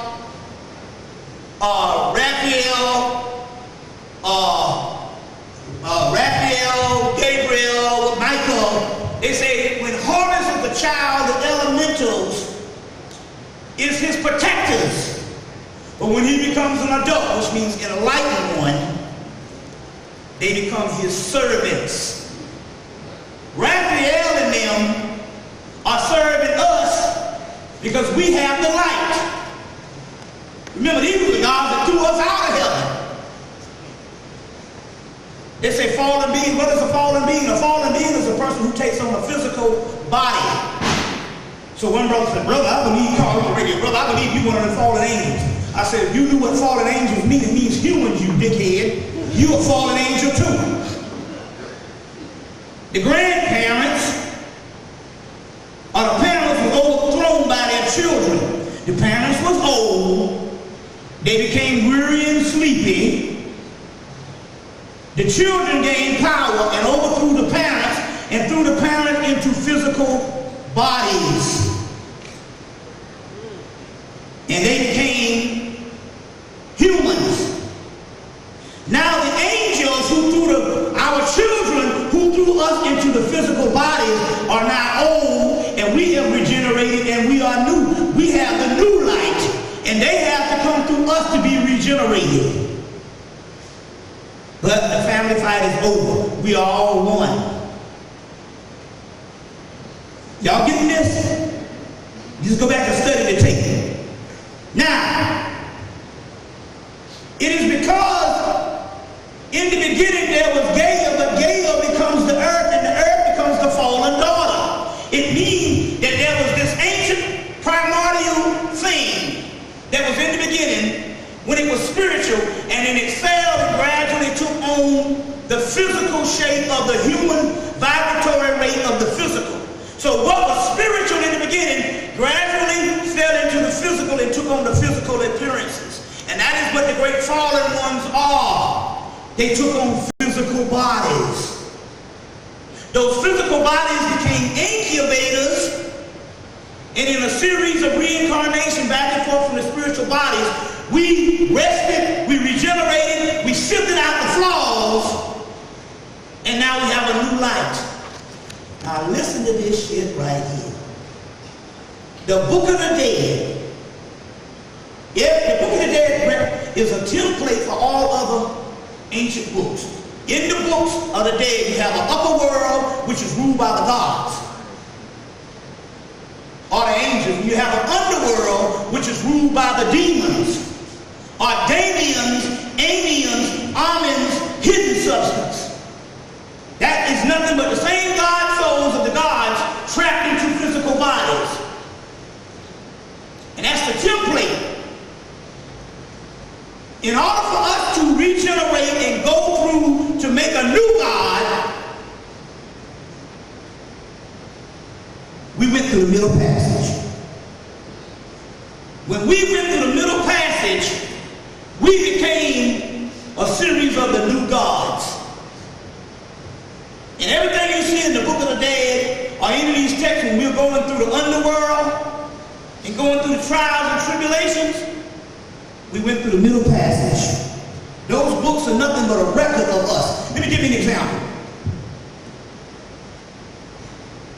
I went to a flea market and got some VHS. So I always keep a video player. I got 10 volumes of the legends, the Bible, myths and legends of the Bible in animation narrated by Charlton Heston. I started to pass a stick, go back in there. Shit is 10 of them for 50 cents. That's $5. Go get the 10 volumes. I got it. Watch the first one, Joseph in the mini-color raincoat. The mini-color raincoat is the chakra system. Joseph, who was the favorite of his father, his other brothers got mad and sold Joseph off into slavery. Does this damn story sound familiar? Our brothers in Africa got mad and sold us off into slavery. Every one of these biblical stories are what happened with us in the last 500 years. This is another one. Samson got his hair cut and became blind. Samson got his heritage cut, and without no heritage and without no culture, he's blind. We are the deaf, dumb, and blind because we don't have no knowledge. You see? So these stories are what happened to us in the last 500 years. Remember now, these biblical scriptures was taken from Coptic scriptures, which was taken from Melanetta. Y'all all right? Now, if the earth existed before creation, when you say creation, you're talking about creation of this Milky Way galaxy. And if the earth was not physical at the time in its beginning, then the earth had to be a spirit. And if the earth was a spirit, we have to be that spirit. As you see, we have to be, you see a physical earth, but it wasn't a physical earth, it was a spirit. And we got to be connected to the same thing. It's all a part of us. So when they explain about the earth, they're talking about you. That's even in the 5% they call the women, the men they call gods, and the women they call earth. Right? Now, so we existed in the beginning, and if we existed in the beginning and we took on these physical forms, when they say potolo, the burnt-off dwarf star, it's called the heaviest metal in the earth, in the world. When you see the dwarf star that goes around Sirius every 60 years, that ain't nothing but melanin that's inside of us. It's the same material. You gotta cut it. Take a break. We gotta leave something. Take a break. Just got started. Another break? Look, y'all breaking up the momentum. This is the spirit shit going on now. You're gonna cut the spirit.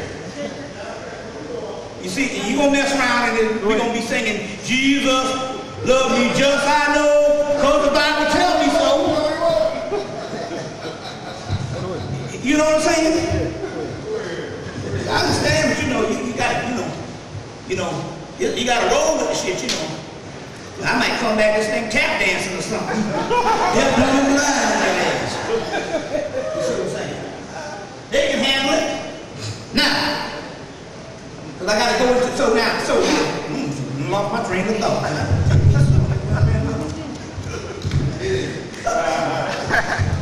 What was I saying? Anybody remember? Okay. Anyway, anybody remember what I was talking about? You talking about us in spirit and coming into flesh. Yeah, coming into the flesh. Yeah. The star being melanin and right, the star being melanin, that star up there is nothing but what's on the inside of us. Now, this is one of the keys. They talk about a Sirius A, Sirius B, which is the star. Sirius C, which is this, is called the star of woman. And Sirius C is called Hemmitt, which is Hemmitt. We go back to Hemmitt, which we started off with. Let me get the Hemmitt picture. Hemmitt picture. Because Hemmitt is Sirius C, which is the great mother, which we are honoring today, which is connected with the which is connected with the whole Mother's Day thing, but Hemmitt is the Dogon form of Hemmitt, which is the star of woman.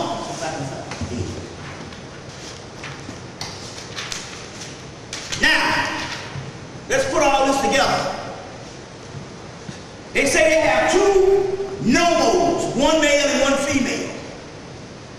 Now in the Gnostic text they say when the one are made two, when the two are made one, that's when it's all over.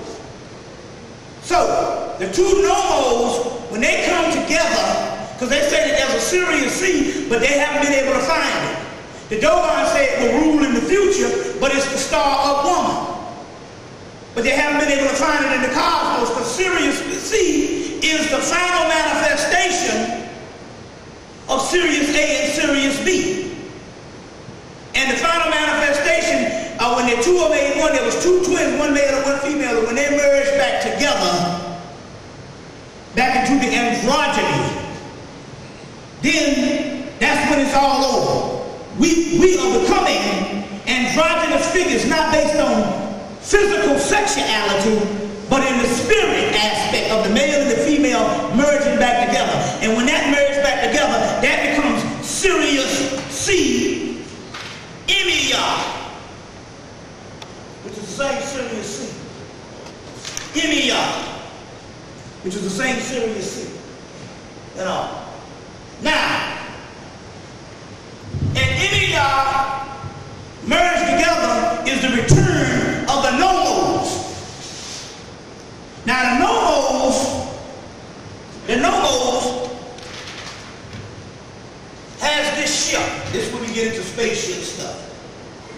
And this is the ship made out of a basket from the Dogon, which is Nomos Ark.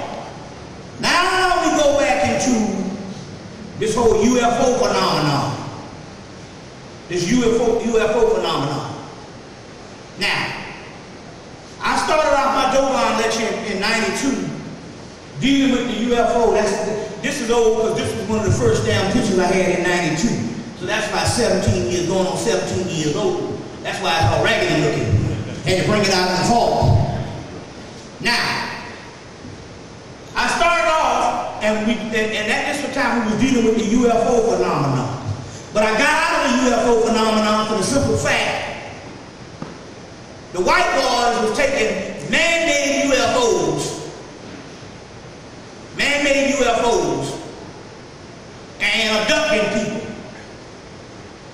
Our UFOs, our spiritual ships, are not physical. Physical UFOs was made, somebody give me some water.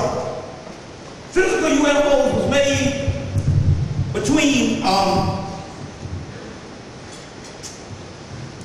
1947 on up until 1994, they had a production of physical UFOs. So all that stuff you see on UFO phenomenon that people seeing, that's the government. Ours are spirits. And this is getting very interesting here. Because I was in New York in 1994. Now, I was at the Slave Theater in New York. Y'all remember the Slave Theater? Everybody heard of the Slave Theater? Yeah. I was at the Slave Theater in New York. And to show you some proof.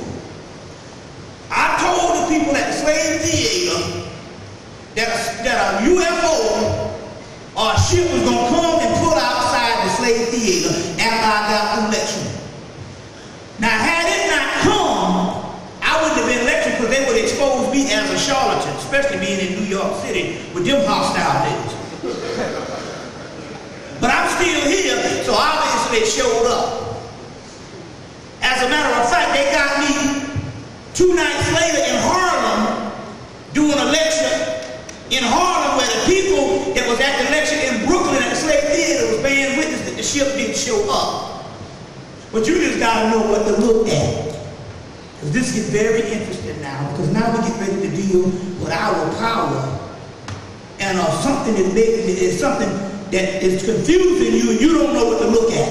Number one, our ships, because there's the return of the nomos, so you got to know what's going on.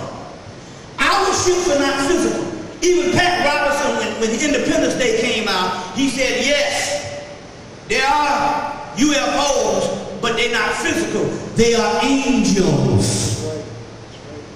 Angels of light. Now we talk about the archangel's return. The archangel Nada, which is over them, which is also called Metatron. And we're also talking about the return of the nomos. Now you got to know what the ships are and how to look at them. And what is the mystery behind these ships. Y'all ready? Yeah. The ship is called, let me get my notes. It's called the Sudarsha chakra. Let me spell this for you. The Sudarsha chakra. Let me get this right. Because it's the return of the nomos. We're going to go into the science. But before I do that, let me do one thing. Anybody saw the movie Ombak? Ombak is a movie about, they got this head, a Buddha head, and the Buddha head, it came from probably the temple of Angkor Wat, protects the village. And when it protects the village, they get prosperity in the village. But somebody came in the village and stole the Buddha head, and they had to take these young warriors they stole it and put it on the open market in the major city, whether Hong Kong or wherever it was, and these young warriors from the village had to go and recover the Buddha head. You see what I'm saying? It's also in the movie, Spike Lee's last movie, The Miracle of Santa Ana. Oh, I think that's the name of it. Where they was carrying around a head. Carrying around this head. And the head protected them for a while. It was all spiritual about this head that was from this bridge. They had these two, the Nazis destroyed this head, and the head ended up being worth $5 million when they found the head years later in this guy's apartment in Brooklyn.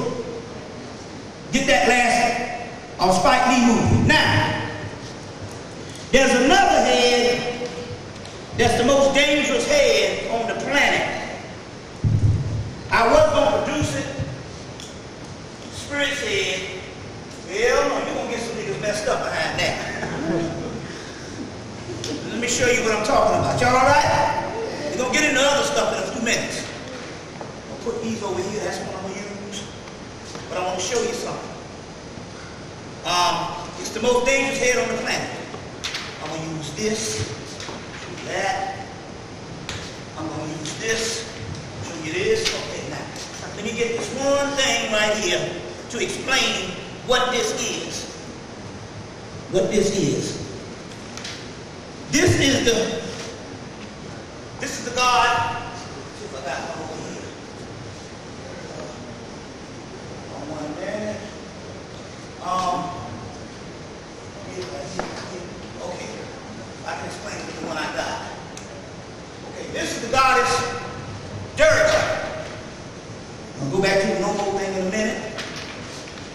Durga is fighting the buffalo demon. She's fighting the buffalo demon, which represents the physical matrix.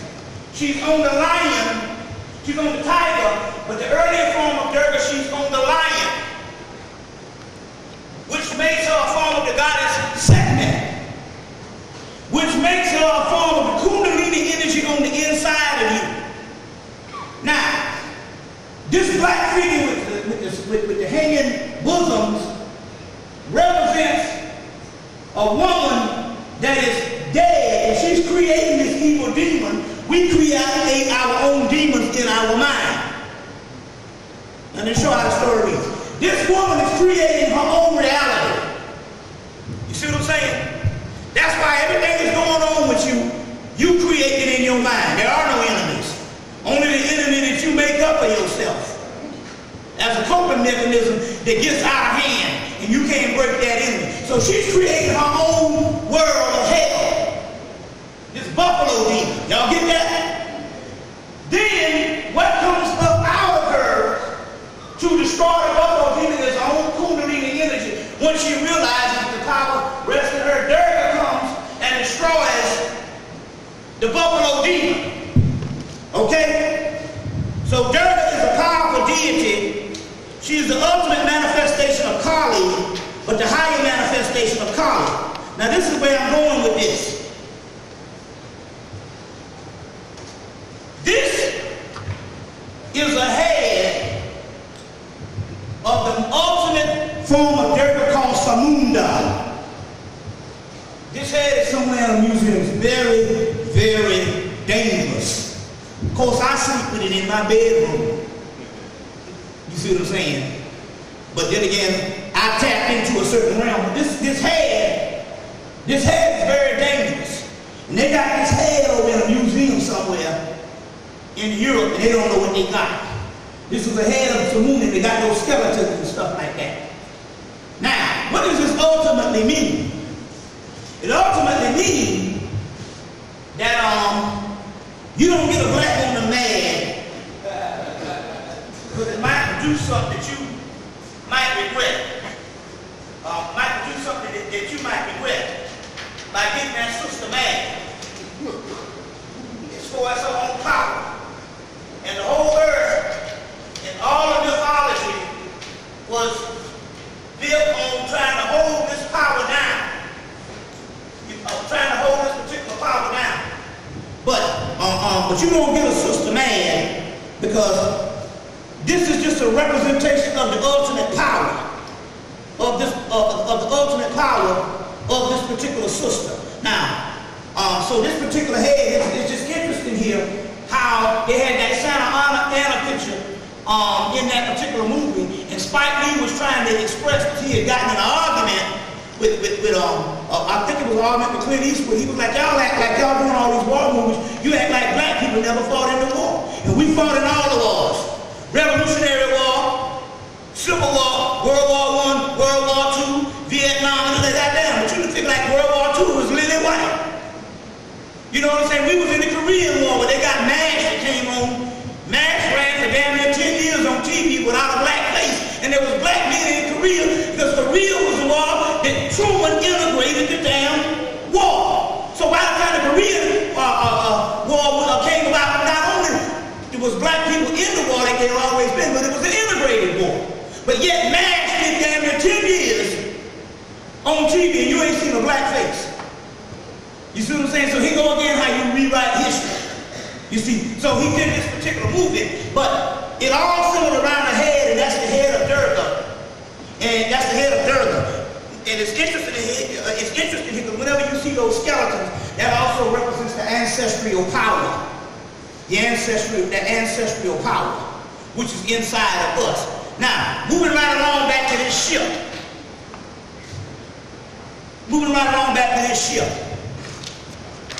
I went to New York and told them when a spaceship was going to appear, the spaceship appeared. Now, how was this done?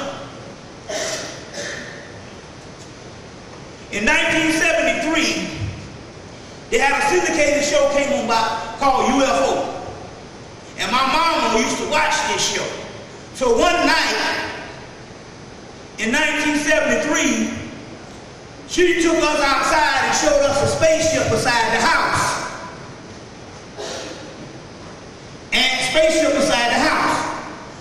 So years later, when I started teaching on this spaceship stuff, she said, that ain't shit, nigga. I showed you the spaceship back in 1973. I said, damn, you sure did. So I forgot about it until 1992 when the spaceship started following. Now, I ain't special.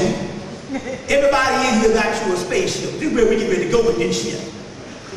See, they looking for the aliens to return. We are the aliens that's returning. You just gotta find out where your ship is, and that's your power.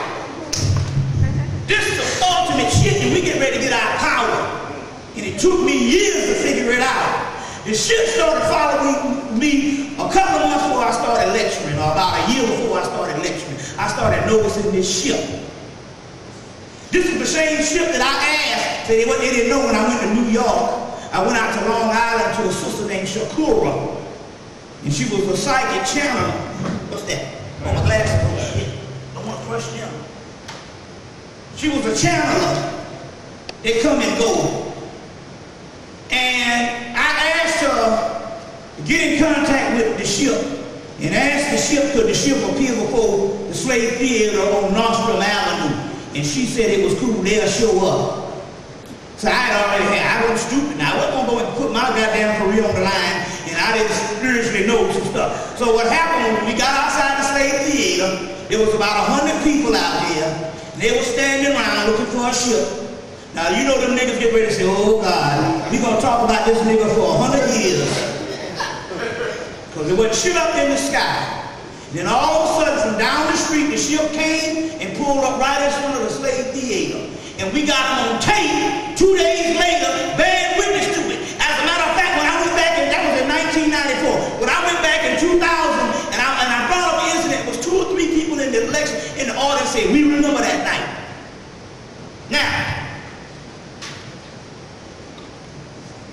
two pictures. Here's two pictures. One, an ancient Egyptian version, and one, a European painting version.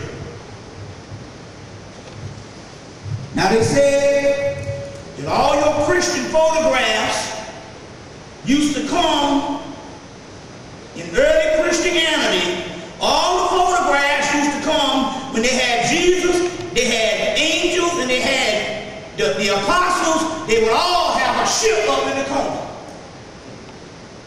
And then in the Conference of Nicaea, when they took out the books, they told them to cover up the paintings with the ships that was in the corner of the paintings. And all the Jesus pictures used to have the ships, and all the apostles' pictures, and all the nuns and devotees of the church, and even doggone priests used to have ships in the background. Go get William Henry. William Henry got a series of videos that talk about this. He also got a book called Stargate, the Dimensions of the Blessed. And in the Conference of Nicaea, they made them they made them repaint over them pictures.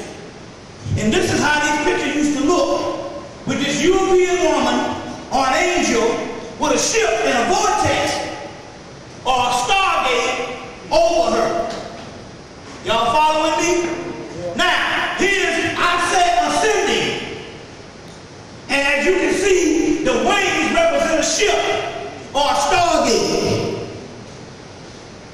These pictures were taken from a book called The Lucid View. The Lucid View. And it says, Isis ascending, and it says a virgin goddess with a vortex over her head.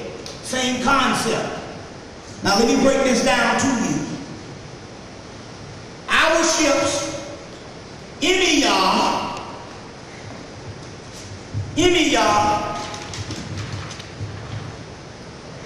I talked about this in New York about a year ago. Y'all all right? Yeah. Okay. Hemmitt, to break this thing down, the Jehovah's Witness, you know, Prince had the gall to be a Jehovah's Witness.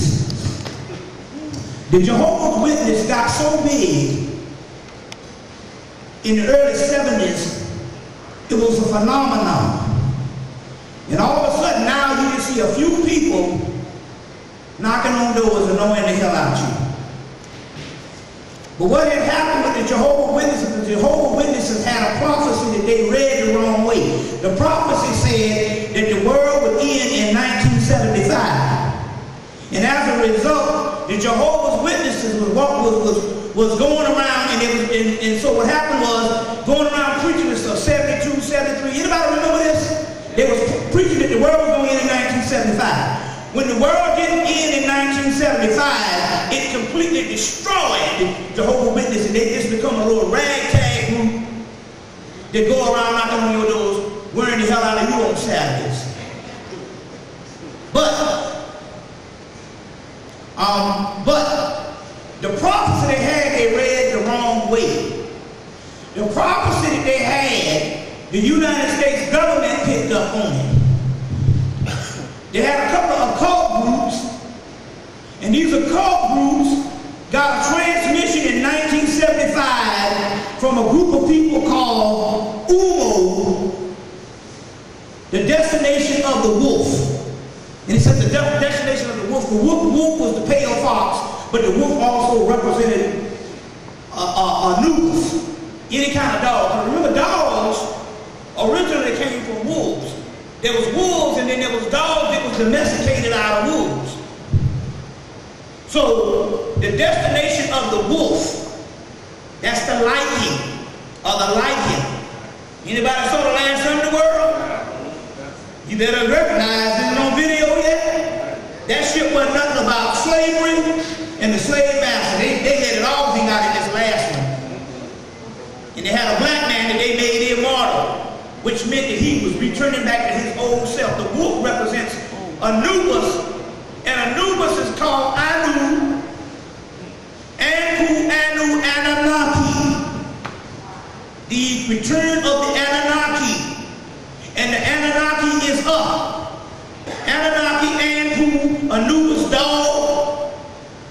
the wolf. So they said there was a group called UMO, U-M-M-O, the destination of the wolf. And UMO translated E-M-M-E-Y-A,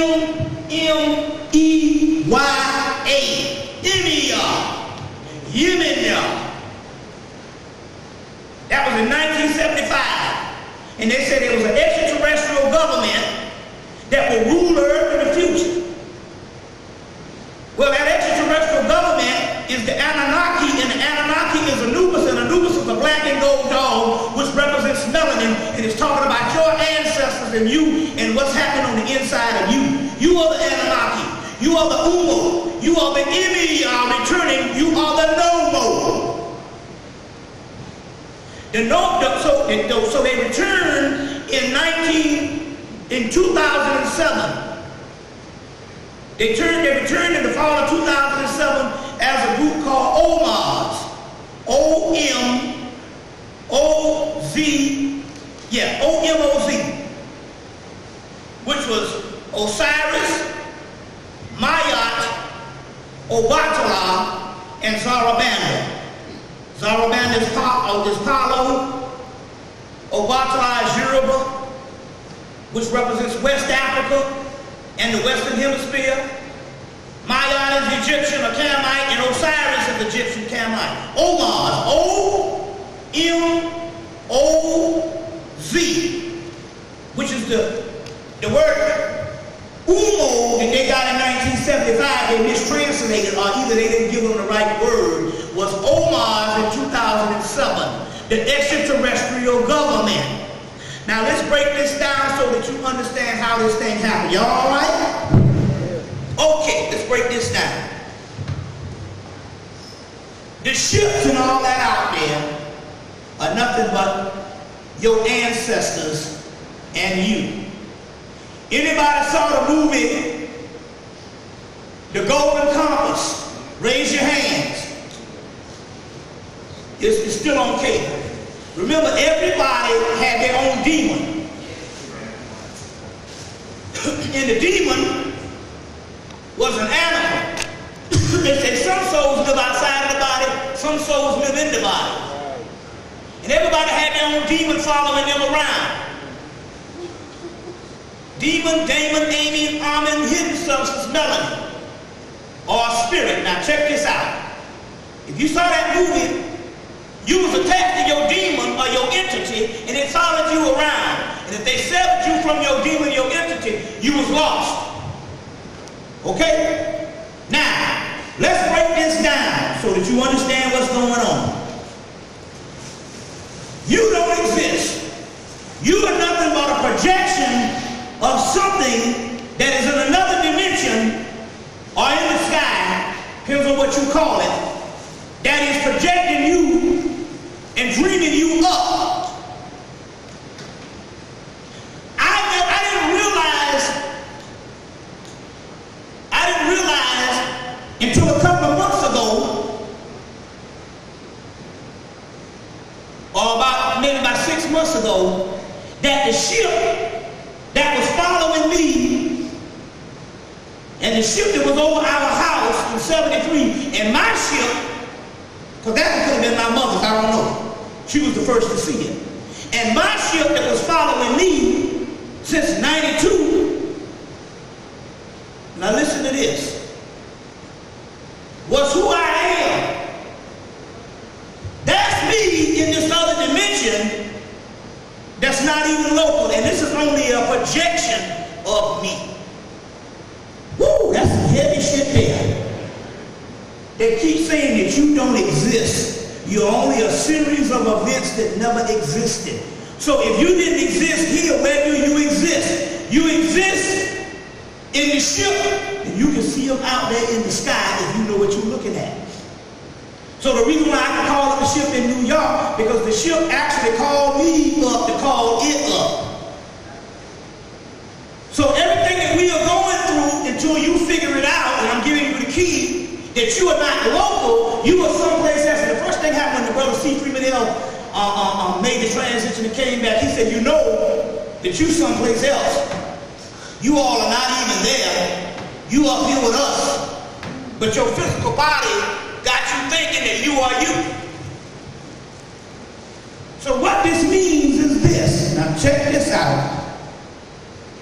You know all the niggas out there running around killing each other? And I told you I wasn't going to have no bleeding heart on no good niggas. They ain't even around no more. They have ascended. They used to say that you people in the consciousness, the dead people are going to go before you. You are the angels that assist them. So these people that you seeing out here that's running around like zombies, they already ascended. They had to leave us behind so that we could get the rest of them, or we could get the rest of the people that's into the consciousness. They don't even exist no more. Some of your family members are already gone. And there's a movie came out of Australia. It's called, it'll come to me again, it's called something of the dead, the undead. You had all these zombie movies that came out in the 2000s. But they never told you the source of the zombie. But it was all these black people that had one called the City of the Dead, and the black man was leading everybody. The first Night of the Living Dead, they had a black man in 1969. But they didn't tell you the source because they put out one in Australia called the Undead, and in that the zombies that was walking around eating everybody like zombies, they looked up and there were spaceships up in the sky, and one of the spaceships picked some of the ones that wasn't zombies up and took them up too, and they got up in the sky. It was the zombies on the ground was spiritual beings ascending into the spaceships and going home. That's why you can't reach them because they ain't even here. So what I'm trying to tell you is this, and this is what you got to look at. Up in those skies, there's a ship out there. Now the government, what they did is this. Well, first of all, the ancestors, what they was doing is the ancestors, and this is what the Raphael came to the brother Panic and told him the other night. Raphael said that some of your people, the ancestors, they go to the sun. And what they do is they throw off these sunspots. And these sunspots are supposed to be energies that trickle down into you and trickle down into melanin to wake you up. The government knows it, so what the government did is they put a Kim dome over the earth. There's chemtrails and there's Kim dome. Kim dome means we haven't seen the sky since 1999. And you can go and you can see clouds, and you can see a sky behind it that's gray, but you ain't seen no blue sky since 1999. Because they put the Kim dome to stop the sunspot from trickling down into melanin to wake more people up. It's not bothering you because you already woke. But there would be more dead people that was awakened if they didn't have these chemtrails. Blocking out, just putting a layer between the sunspots coming down to wake you up and to illuminate the people.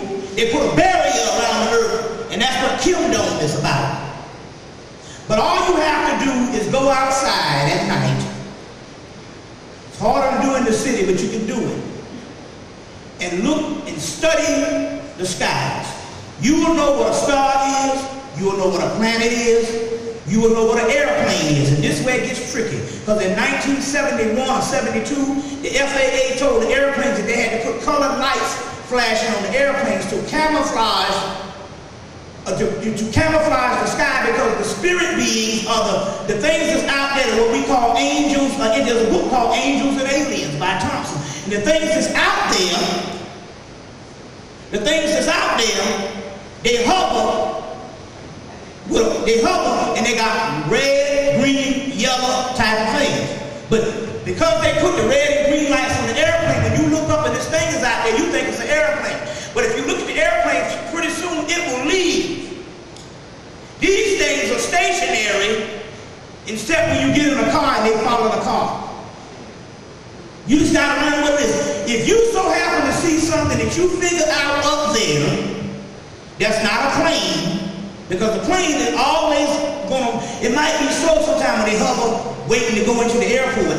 But if it's not a plane, And it's kind of hard here because of BWI, just like in Atlanta, they got one of the biggest airports in the world, so they have more planes coming in.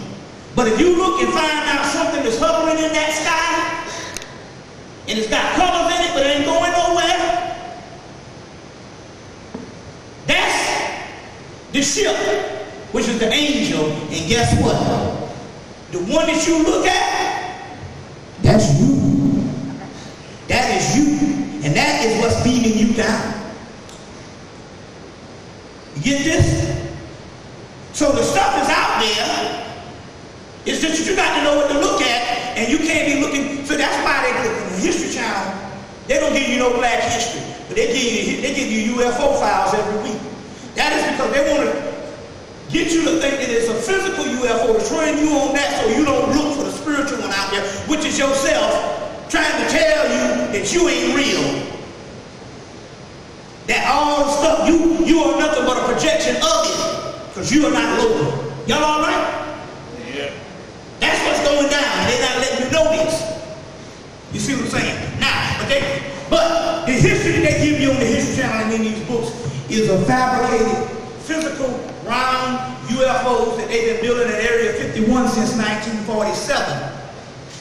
And so you are confusing man-made UFOs with spiritual entities, which used to be the unidentified flying objects that they couldn't explain, but they had to fabricate, because if they didn't put them round spaceships or the ones that was abducting people would know that there was a spiritual thing down there that was higher than their ass. And you can't rule nobody if the people got a notion that there's something higher than you. So you fabricate it with all the abductions and all the physical crashing. They have something going to crash. These things, they got spaceships 8.5 million light years away. How the hell you gonna put fuel in something to go from one way? If it's got fuel, then it's gonna run out before you get to the damn Earth. It's 8.5 million years away, or light years away. You know what I'm saying? You can't even fill up a damn tank of gas now and get across town. What's up with the crowd tour? Huh? Crowd tour.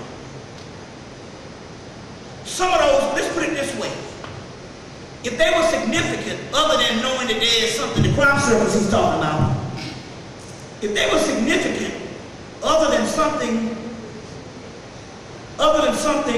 to say that there's something out spiritual out here, why we haven't been able to translate it?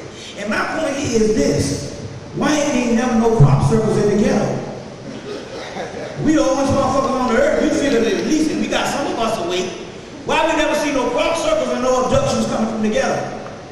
Why you never see no crop circles in Africa? You always see them in England, Scotland, Ireland, or New England, Vermont. Seems like a hoax to me, because they talk about crop circles, but nobody never know how to read them. They haven't had a comprehensive book that has come to say this is what this is saying. So if there was an angel sending something to humanity, it seemed like me they would send something that people can translate and read, other than some pretty damn pictures. Seemed like a hoax to me. You see what I'm saying? Seemed like a hoax to me. What's that, brother? You mentioned the Anunnaki. Yeah. Well, you also said that the UFOs were not actually physical, but my studies. The Anunnaki, your studies, they are not no physical Anunnaki. Know where you're coming with this. The Anunnaki is the Anubis, mythology, just like everybody else, and that's talking about components inside of your body, and not talking about. And see, some of this stuff, this is what happened. That's why I said about Zachariah Sitchin and these bastards. What they did is they took the text, and some of these texts were talking about spiritual things, and they made them literal, just like they did Jesus. You see, and then Dr. Young fought up with that shit. And that's why his ass is in prison, and ain't no shams or nothing else gonna break his ass out. Only thing gonna break him out is a negotiation with that white man. But I'm saying, if Anunnaki is Anubis, and these are spiritual principles, and ultimately these are spiritual principles explaining the autonomy of the body of God, us. You see, us. You see, just like that reptilian shit, which the serpentine people, third eye, kundalini, these are spiritual principles that explain our biological spiritual makeup, is later on turning into some reptilian people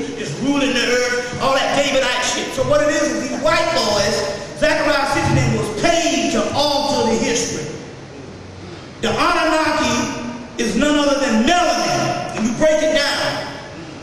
Yes, we are the Anunnaki, but they're talking about spiritual substances. All you got to do is read the text. You see what I'm saying? Now, sometimes when you try to equate this shit with history, we were all that is in history. And the Anunnaki, you take it to Anpu, Anubis, like I'm trying to say, they got millions of Egyptian texts. They ain't got one. There is nothing in Samaria but about 5 or 6 texts that they keep redoing over and over, and people be writing their own bullshit in it. So they got a whole movement of Zechariah Sitchin and stuff like that, and other ones that is falsifying this shit. These are spiritual things. You see what I'm saying? It's spiritual things. There's no dog-head man walking around that used to live on the planet of Anubis. These are spiritual principles talking about stuff on the inner level, and that's what the advanced people understand. But you got the literalists that carve history, and that's what I'm trying to say. It's a difference. About this 2011 and 2012. Okay, 2012. We are in 2012 now. We've probably been in 2012 since 2001. Why?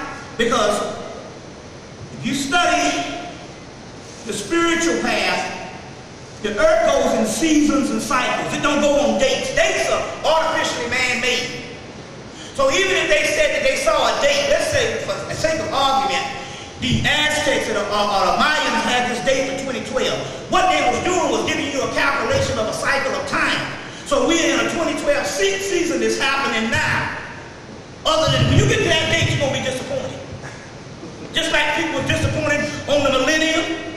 They were disappointed on Y2K. They were disappointed on 12/12/2000 and 1994 because the dates don't exist. People try to calculate the date, and the date is something that man has to use for his own calendar based on his order of the day.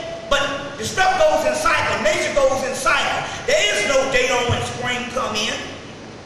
It don't come in literally on the 21st. That's a cycle to calculate an energy and a circumference of a cycle that spring might eventually creep in around that time.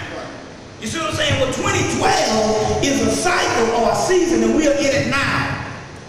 And we are waking up, and this lecture we're talking about is a part of the 2012 season. You see what I'm saying? Just like the lecture before was a part of the millennium. So when you deal with dates, you're going to be disappointed because you don't understand it's the cycle. You see what I'm saying? And we are in the cycle now. 2012 is happening now. What's that, brother? Plus, just in those terms, you had major adjustments to time. Huh? Plus, just in looking at it, you had major adjustments to time. In due time, right. You got calendars, and Dogon said the calendar ran out in 1990. You see, you got several calendars that have expired. You got several, the Gregorian calendar is all out of whack. So you can't deal with it on the Gregorian, which is the one we on now. You see what I'm saying? Which the one we on now. You see what I'm saying? So that's why you have to deal with cycles. You have to deal with cycles. So I'm just trying to say, look, see this is what I say. And you can challenge me on this shit, because I deal with ancient texts. That means I ain't getting some secondary work or some bullshit motherfucker like a Zechariah. I seen Zechariah stitching ass change certain Egyptian texts, took the word Sirius out, and he does manipulation. And we met that cracker up in, I think we was up in Boston. And we stepped to his ass. And he said, hey, I'm writing for the Jews. They do 90% of my research. And whoever do my research, I can say what the fuck I want, and he's right. But don't think that this asshole is right.